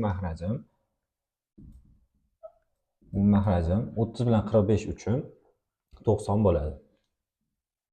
Ya'ni ekuk topildi. Endi shu umumiy mahrajning natural bo'luvchilar soni nechta deyapti. NBS haqida. Bunda NBSni biz sizlar bilan oldingi darslarda gaplashgan edik. Birinchi uni tub ko'paytiruvchiga ajratardik. Tub ko'paytiruvchiga ajratadigan bo'lsak, 2 ko'paytirilgan, hop, 3 ning kvadrati ko'paytirilgan 5 bo'ladi edi. Hop, NBS 90 demak teng bo'ladi ekan. Darajasiga 1 ni qo'shib ko'paytirar edik. 2 ning darajasida 1 turibdi. Demak, unga 1 ni 1 deb qo'shamiz. Bunda esa 2 turibdi, unga 1 deb qo'shamiz. Bunda ham 1 turibdi, 1 ni qo'shamiz. Hop, 1 + 1 2. Hop, 2 bu 3, bu 2. 2 kere 3 6, 6 ni 2 ga ko'paytirsak 12 bo'ladi ekan. Hop, keyingi misolimizda bu tartibdagi misollarda shakl alishtirish mavzusidan foydalanamiz. Ya'ni shakl alishtirishdan foydalanamiz. Shakl alishtirish nima degani?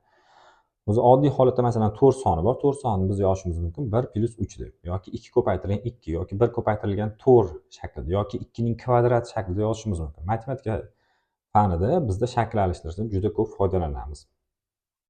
Misollar ishlashni soddalashtirish uchun. Xo'p, buni yozishimiz mumkin ekan 1 - 1 taqsim 2. Xo'p, shuni hisoblaydigan bo'lsam, u mahraj 2 bo'ladi. 2 minus 1 1. Suratim shunga teng, mahrajim 2 ga teng. Haqiqatan xuddi shunday ekan. Buni ham soddalashtiramiz. 1 taqsim 2 minus 1 taqsim 3. Xo'p, buni soddalashtirib yana o'z holiga qaytaramiz. U mahraj beraman. 3 bilan 2 bo'ladi. Mana 2 ko'paytirilgan 3. 3 dan 2 ni ayrsam 1. Mana suratim 1. Demak, shu ko'rinishga teng ekan. Shakl alishtirishda asosiy qoidasi bor. Hech qachon qiymat o'zgarib ketishi kerak emas. Masalan, boya aytganimdek 4. 4 ni men hech qachon yozishim mumkin emas. 3 plus 2 deb. Yozishim mumkin faqat 3 plus 1 deb. Ya'ni qiymati shunga qaytib kelishi kerak. Ya'ni mana shu narsani soddalashtirsam, yana shu narsani beryapti. Shuni soddalashtirsam, shu narsani beryapti. Esingizda qolish uchun, demak, shakl alishtirishda bitta narsani unutmanglar. Qiymat hech qachon o'zgarmasligi kerak. Xohlagandek shakl alishtiringlar, lekin qiymat o'zgarib ketmasin. Ya'ni 2 ila 3 bo'lib qolmasin yoki 3 ila 2 bo'lib qolmasin. Shu tartibda davom etamiz. Demak, plus 1 taqsim 3 minus 1 taqsimda 4. Plus bu ham demak 999 minus 1 taqsimda 1000 bo'ladi ekan. E'tibor berayotgan bo'lsanglar, mana minus 1 taqsim 2 plus 1 taqsim 2. Qarama-qarshi sonlar kelyapti. Qarama-qarshi sonlar har doim qisqarib ketadi. Buni oldida minusligi bor, chunki bunning oldida demak 999 va ko'paytirilgan 998 sonlar bor. Shuning minusi bilan demak qisqarib bu ham yo'q bo'lib ketadi. Demak, boshidagi birinchisi bilan oxiridagi qoladi ekan. 1 dan 1 taqsim 1000 dan ayirishim kerak ekan. 10 mahraj bersam, 1000 dan 1 dan ayirsam, demak 999, mahrajim esa 1000 bo'ladi ekan. Demak, javobga qaraydigan bo'lsak, demak 12 asr holatda turibdi. Bu degani 1000 dan 999 degani. Xo'p, keyingi misolimiz ham xuddi shu tartibdagi misol ekan. Xo'p, buni misol ishlashimiz uchun shu ko'rinishga keltirib olaman. Bu nima degani?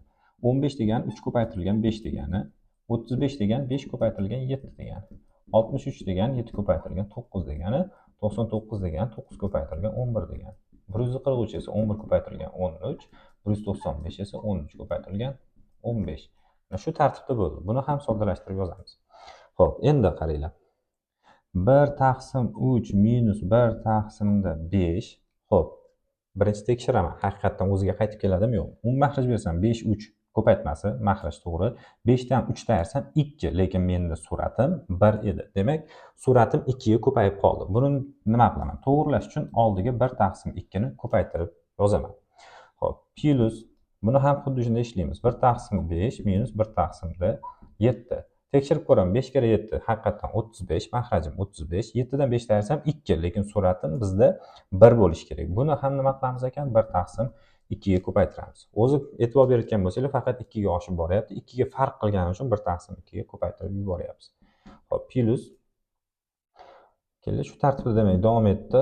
Oxirida demak 1 taqsim 2, bu ham 1 taqsim 13 minus 1 taqsim 15 ko'rinishda bo'ldi. 1 taqsim 2 hammasida bo'lgani uchun qavsni tashqariga chiqarib yuboramiz. Shunda birinchisi bilan oxirgisini ayirmasi qoladi. Qolganlari esa mana 1 taqsim 2 bo'lmasa, minus 1 taqsim 5 bilan 1 taqsim 5 qisqarib ketadi. Shunda 1 taqsim 2 demak 1 taqsim 2 ko'paytirilgan 1 taqsim 3 minus 1 taqsim 15. Xo'p, 10 mahrajim 3 bilan 15 uchun 15 bo'ladi. Buni esa 5 ga, buni esa 1 ga ko'paytiramiz. 5 dan 1 dan ayiradigan bo'lsak 4. Demak 1 taqsim 2 5 dan 1 dan ayirsak 4 ekan, ko'paytirilgan 4, mahrajim esa 15. 4 bilan 2 qisqaradi. Demak 2 taqsim 15 qoldi ekan. Xo'p, keyingi 44-misolimiz ham yuqoridagi misol bilan bir xil ekan. Demak, to'g'ridan to'g'ri. Endi mana ko'ryapsizlar, shu narsani ishlash davomida qaysidir qonuniyatlar aniq bo'lib qoladi. Agar mahrajimdagi ko'paytmam, demak, 1 ga farq qilsa hech qanday son yozishim shart emas ekan oldin. Agar mahrajimdagi son nechiga farq qilsa, o'shani 1 taqsimda deb ko'paytirib yuborsak bo'ldi ekan. Qonuniyat qanday? Demak, 2 ga oshib boryaptimi? Oldiga 1 taqsim 2 ni qo'yib, mana oldiga 1 taqsim 2 ni qo'yib, birinchisi va birinchisidan oxirgisini ayirib qo'ysam bo'ldi ekan. Bunda ham xuddi shu ishni qilamiz. Demak, farq 2 ga farq qilib ketyapti har bir. Mana 1 3 2 ga farq qiladi, 3 bilan 5 2 ga farq qiladi, 5 bilan 7 2 ga farq qiladi, 13 bilan 15 ham 2 ga farq qiladi. Demak, yozaman. 2 ga farq qilgani uchun 1 taqsim 2. Bu yog'i birinchisiniki 1 bo'ladi. Qolgan oxirgi esa minusdan 1 taqsim 15 bo'ladi. Qolganlari hammasi qisqarib ketadi ekan. Xohlasanglar buni ham yozib ko'ringlar. Mana shu tartibda, mana shu tartibda qisqarib ketadi. Xo'p, 1 taqsim 2 mahraj demak 15 bo'ladi. 15 dan 1 ayrsam 14, mahrajim 15. Qisqartirib yuborsam bunda 7 qoladi. Demak 7 taqsim 15 bo'ladi ekan. Demak, tushunarli bo'ldi degan umiddaman. Mana bu misolimizda ham demak nechiga 1 ga farq qilyapti. Demak, hech qanday sonni ko'paytirmayman. To'g'ridan to'g'ri boshidan oxirini ayirib qo'yaman ekan. Demak, boshi demak 1 ayiraman ekan, oxirini 1 taqsimda 100. Agar olimpiadada shunaqa misollar kelsa, albatta buni yozinglar. Mana shu holatda to'liq ko'rsatib berishingiz shart. Bo'lmasa kamroq ball beradi. Endi bu misolni ko'rib ishlaganinglar uchun, tushunarli bo'lgani uchun to'g'ridan to'g'ri shu holatga kelyapti. Chunki orasidagi shuncha sonim qisqarib ketadi ekan. Demak, 1 dan 100 dan ayirsam 99, 100 dan 1 dan ayirsam 99 taqsim 100.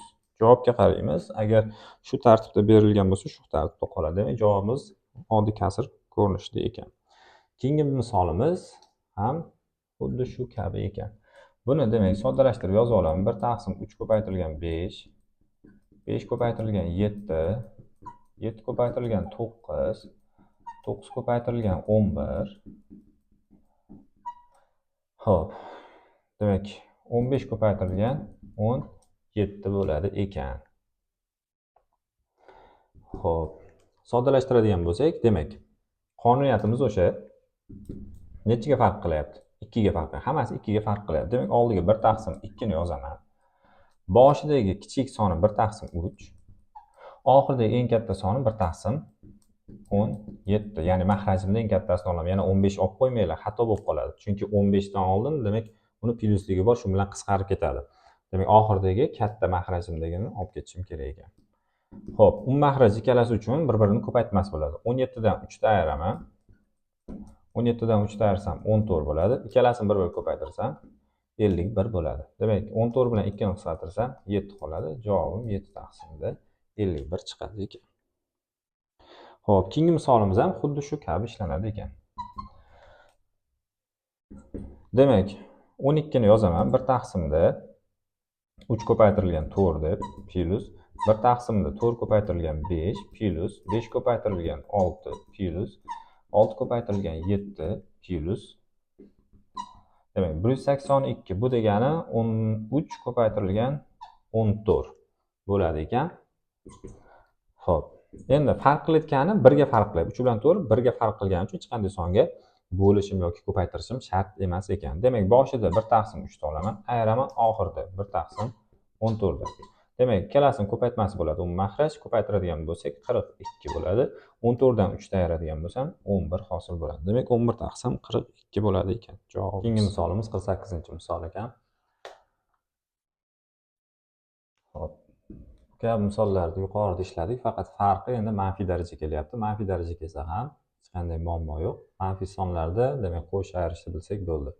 Demak, -2 dan bo'luv kasr chizig'i bilamizki, bo'luv degani -3. Demak, asosiy bir xil bo'lsa, darajalar ayrilardi bo'linganda. Demak, -2 dan -3 dan ayirishni bilishim kerak ekan. -2 dan -3 dan ayirish degani, demak, -2 dan ayiraman -3 dan. Xo'p, ko'paytirilgan. Bu yoqda esa 5 da 3-chisidan ayiraman ekan, ikkinchisini. 10 da -4-chisidan ayiraman ekan, -5 da. Xo'p, endi soddalashtirib yozamiz. -2 bu bilan plus bo'lib ketib, natija 2 ni o'zi beradi. Demak, 3 dan 2 ni ayirsam 1, 5 ni birinchi darajasi, -4 bu bilan plus bo'lib ketib, -4 plus 5 bo'lib qoldi. Bu degani 10 da birinchisi degani. Buni 2 ga 5 10, 10 ni 10 ga ko'paytirsam 100 bo'ladi ekan. Xo'p, keyingi misolim 49-misol. Mahraji 27 ga teng, 2 taqsim 3 dan katta va 1 dan kichik qisqarmas kasrlar nechta deyapti. Xo'p. Birinchi, demak, mahrajni 27 bo'lish uchun mahrajni 27 ga keltirib olamiz. Buni demak 9 ga ko'paytiraman, buni esa 27 ga ko'paytiraman. Xo'p, bundan hosil bo'ladi bizda 18 taqsim 27 va davom ettiraman. Keyingisi 19 taqsim 27. Hop, bundan keyingisi 20 taqsim 27. Hop, 21 taqsim 27. 22 taqsim 27. Hop, 23 taqsim 27. Hop, 24 taqsim 27. 25 taqsim 27. 26 taqsim 27 va 27 taqsim 27. Demak, shu orasida bo'lishi kerak ekan. Faqat demak, yuqoridagi misollardan farqi buni 49-misolimizda aytyaptiki, qisqarmas kasrlar bo'lsin deb. Xo'p, yuqorida aytib o'tganim qisqarmas kasrlar deb surat va mahraji o'zaro tub bo'lishi kerak. Demak, 19 bilan 27 qisqarmas kasr, ikkalasini ham bir xil songa bo'lish, faqat umumiy bo'luvchisi 1 bo'ladi. 20 bilan 27 ham faqat 21 bilan 27 ikkalasi ham demak 3 ga qisqaradi. Xo'p, keyingisi 24 bilan 27 ham 3 ga qisqaradi. Qolganida esa yo'q ekan. Demak, sanaymiz. 1 2 3 4 5 6 ta qisqarmas kasr mavjud ekan. Keyingi misolimiz 50-misol. Xo'p, 50-misolda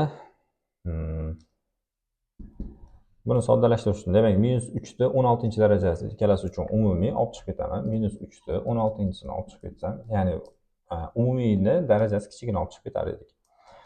-2 ko'paytirilgan -3 dan bitta qolib ketdi. Hop, -1 qoldi. Mahrajimda esa 9/7 bu degani 3 ning kvadratini, 7 degani 15 esa 3 kira 5 degani. Xo'p, manfiy sonni juft darajasi, demak, esinglardan chiqarmanglar, manfiy sonni juft darajasi har doim musbat son bo'ladi. Xo'p, -2 ni -3 ga ko'paytirsam +6, 6 dan 1 ayirsam 5 hosil bo'ladi. Xo'p, 3 ning 2 7 daraja ustida darajaga ko'paytirilar dedi. Ko'paytirilgan 3, ko'paytirilgan 5. Xo'p, 5 bilan 5 qisqardi. Demak, 16 tadan 14 tasi ketsa 3 ning kvadrati qoladi, taqsim bu yerda 3. 3 ning kvadratidan bitta ketsa 3 bo'ladi ekan. Xo'p, keyingi misolimiz. Demak, sonlariga bo'lganda butun son chiqadigan eng kichik natural sonni toping deyapti. Demak, shu sonlarga bo'lganda butun son chiqishi kerak ekan. Bu nima degani? Kasrni bo'lishda esinglarda bo'lsa, bo'layotgan sonimizni oyog'ini teskari qilib yozardik. Ya'ni mahraj suratga, surat esa mahrajga tushib qoladi. Demak, va ko'paytiruvga alishtirar edik. Demak, ularning mahraji yo'q bo'lib ketishi uchun, demak, 3, 4, 21 sonlariga karali son bo'lishi kerak. Karalisini eng kichigini topadigan bo'lsak, bu ekuk bo'ladi. Xo'p, bunaqa misollarda 3, 4, 21 ga ekuk topamiz ekan. Xo'p, ularning ekuki teng bo'lar ekan, demak 84 ga. Xo'p, tushunarli bo'lish uchun mana endi qaranglar. 84 xo'p, bo'lingan, masalan, 21 taqsim 23 teng bo'ladi. 84 ko'paytirilgan 23 yuqori ko'tariladi, 21 esa mahrajda qoladi. Bu ikkalasi qisqaradigan bo'lsa, bunda 4 qoladi. Ko'paytirsam 92 hosil bo'ladi. Mana 84 soni haqiqatdan ham 21 taqsim 23 ga qoldiqsiz bo'linadi ekan. Ya'ni butun son chiqadi bo'lganimda. Tushunarli bo'ldi degan umiddaman. Maqsad nima bo'ldi? Demak, bo'lib o'tkazganimizdan keyin surati mahrajga tushib qoladi. Demak, mahraj yo'q bo'lib ketish uchun bunga 21 ga karali son ko'paytirishim kerak. Endi faqat 21 da o'zi emas, bizda 4 va 3 sonlari ham bor. Shuning uchun ham 3 va 4, 21, 3 ta songa bir vaqtning o'zida bo'linadigan son topamiz. Bu mavzu ekuk mavzusi edi. Demak, 3 ta songa bir vaqtning o'zida bo'linadigan son eng kichigi bu ekuk deyiladi. Demak, shu 3, 4, 21 ga ekuk topdik. Xo'p, 50-misol. Bu tartibdagi misollarni yuqorida ko'rganmiz. Har doim eng pastidan boshlab soddalashtiramiz. Demak, 2 + 1 taqsimda 3 plus. Xo'p, bu mahraj bo'lsa 2 + 1 3 bo'ladi. Demak, 2 tepaga ko'payadi. 2 taqsimda 3 bo'ldi. Yana soddalashtiramiz. 2 plus 10 mahraj berasan, bunga 3 ko'paytiraman. 9 + 2 11 bo'ldi. 3 tepaga ko'tariladi. Taqsim 11. Demak, mahrajda qoldi. Xo'p, 1 taqsimda 10 mahraj 2 bo'ladi. Demak, 22 bo'ladi. 22 plus Xo'p, 22 plus 3 bo'ladi. Bu degani 25 taqsimda 11 bo'ldi. 11 yuqori ko'tarilib 11 taqsim 25 bo'ladi ekan. Xo'p, 52-misolimizda javobimiz shu tartibda ekan. Ya'ni 11 taqsim 25 deb berilgan ekan. Xo'p, 53-misolimiz. Demak, bu misolda ishlab o'rganganmiz. Demak 8 yozamiz. 2 ko'paytirilgan 4 hop plus 24 yozamiz. 4 ko'paytirilgan 6 plus 8 yozamiz. 6 ko'paytirilgan 8 plus 80 yozamiz. 8 ko'paytirilgan 10 deb. Demak 2 ga farq qilyapti har biri. Demak 1 taqsim 2 oldingi, eng kichigi 1 taqsim 2 ekan. Ayiramiz. Eng kattasida 1 taqsim 10 dan. Xo'p, 5 ga ko'paytiraman. 5 minus 1 bu 4 ni beradi. Demak 2 ko'paytirilgan 4 taqsimda 10 bo'ladi ekan. Ikkalasi qisqarib ketib, demak bunda 2 qoladi. Bunda 1 qoladi. Demak 2 bilan 10 ni ham qisqartirsam, bunda 5 qoladi, bunda 1 qoladi. Demak javobim 1 taqsimda 5 chiqadi ekan. Xo'p, keyingi misolimiz 54. Sonlarga bo'linganda bo'linma butun son chiqadigan eng kichik natural son nechaga teng deyapti. Demak, bu misolimiz mana 51-misolga o'xshash ekan. Demak, surat uchun ekuk topsak bo'ldi. 3, 8, 16. 3, 8, 16 uchun ekuk bizda demak 48 bo'ladi ekan. Buni tezroq topganim sababi chunki ekukda ko'proq misollar ishlaganimiz hisobiga. Sizlar ham ko'proq misol ishlasanglar ekukda oson topasizlar. Yoki oddiy tushuntiradigan bo'lsam, 8 degani 2 ning kubi, 16 degani 2 ning 4-inchisi. Demak 2 ning 4-inchisini oldim va 3 ning 1-inchisini oldim. Bir-biriga ko'paytirdim, javob 48 bo'ldi. Xo'p, 55-misolimiz ham xuddi shu tartibda ekan. Demak, bular uchun ekuk topishim kerak ekan. 2 4 6 8 ekan. Demak 2 4 8 bular demak 2 birinchisi 2 ning kvadrati 2 ning kubi. Eng katta darajani oldim, 2 ning kubi. 6 da 2 bor, uni birinchi darajasini olmayman, 3 ta olaman. Demak 3 kare 8 24. Demak 2 4 6 8 uchun ekuk 24 bo'ladi ekan. Misollar ishlashda davom etamiz. 56-misolimiz. Xo'p, bu tartibdagi misollar ishlashda belgilash kiritib ishlaymiz. Demak, bizdan so'rayotgan narsani T deb belgilab olamiz va tagma-tag ularni qo'shib yuboramiz. Hop, qo'shib yuboradigan bo'lsak, 31 31 ikkalasi mahraji bir xil. Demak, qo'shilganda demak, mahrajlar bir xil bo'lsa, suratlar ustida amal bajariladi. Demak, 29 ga 2 ni qo'shsam 31 bo'ladi. Mahrajim 31. Buni ham qo'shsak, 38 ga 3 ni qo'shsam 41 bo'ladi. Mahrajim umumiy bo'lgani uchun 41 ni o'zi. Bunda ham mahraji bir xil, qo'shib yuborsak, demak 51 taqsim 51 bo'ladi. Bu tarafda esa A plus T hosil bo'ladi. Bizdan hozir shu T ni topishimiz kerak. T ni topish uchun nima qilamiz? Demak, T teng bo'ladigan 31 taqsim 31 bu degani 1, 41 taqsim 41 bu ham 1 ga teng, 51 taqsim 51 ham 1 ga teng. 3 ta 1 da yig'indisi 3 bo'ladi. Xo'p, A ni o'tkazadigan bo'lsak, bu tarafga ayru bu o'tadi. Bizdan so'ralayotgan narsa o'zi belgilash kiritib ishlatgan T ni so'ragan edi. Mana T ni topdik. Demak, T teng bo'ladigan 3 minus A ga. Xo'p. 56-misoldagi ishlanish tartibi xuddi shunday ishlanadi. Shuni shu tartibda yodlab qolasizlar. Chunki mahrajlari mana bir xil bo'lgan, ular butunga aylanib ketib qoladi. Xo'p, 57-misolda demak, 57-misolda -4 -6 darajasi bu degani daraja ustida daraja kelyapti, ko'paytiriladi. -4 -6 ga ko'paytirsam 24 bo'ladi. Bu degani -17 ni 24-darajasi bo'lingan. -13 da -2 kelyapti. Demak, daraja ustida daraja kelsa, ular ham ko'paytiriladi. Manfiy ko'paytirganda musbat bo'ladi. 13 ni 2 ga ko'paytirsam 26 bo'ladi. Minus 1 taqsim 17 ning kvadrati. Xo'p. -17 ni demak, asoslari bir xil, darajalari ayriladi. 24 dan 26 ni ayirsam -17 ni demak, minus ikkinchisi hosil bo'ldi. Xo'p. Minus 1 taqsim 17 ning kvadrati. Minus 17 ni demak, juft darajasi, demak, manfiy sonning juft darajasi biz bilamizki, musbat son bo'ladi. Demak, 17 ni minus ikkinchisi, bu degani 1 taqsimda 17 ning kvadrati. Minus, bu esa ham suratga ham mahrajga tegishli degan. Bu degani 17 ning kvadrati. Ikkalasi bir xil bo'ldi, ayrilganda demak 0 bo'ladi. Xo'p, 58-misolda sonlarga bo'linganda bo'linma butun son chiqadi ekan. Demak, yuqorida ishlagan misolimiz bilan bir xil ekan. Demak, ekuk topishimiz kerak.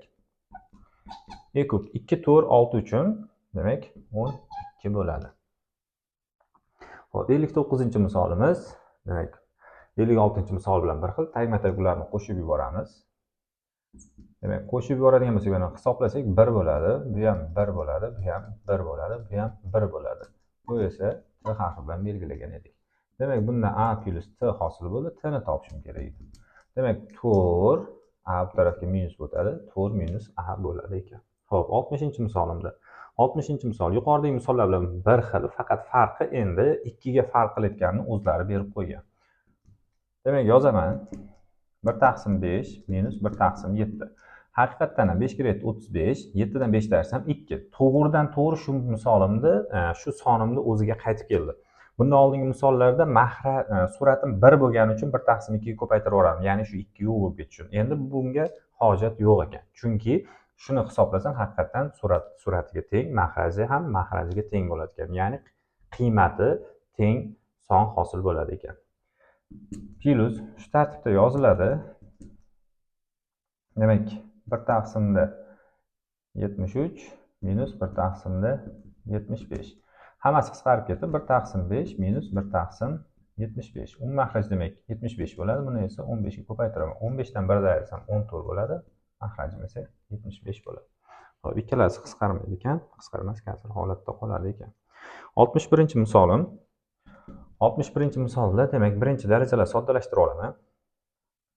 2 ni 19-si 27 ni 3 ning kubi deyman. Bu degani 3 ning darajasida 3 kelgani uchun 9. 3 ning 9-si hosil bo'ladi. Plus. Xo'p, 15. 5 kara 3 deyman. Tezroq yozib ketyapman, bu hisob-kitob qilish uchun. Xo'p. To'g'ri 9-sini 2 ning kvadrati deyman. 2 ning kvadrati bo'lgani uchun 2 9 bu 18-daraja bo'lib qoladi. 9 esa 3 ning kvadrati degani. Bu degani 3 ning 8-si bo'lib qoladi degani. 15 ni bitta 3 bilan 3 ning 9-si hosil bo'ldi.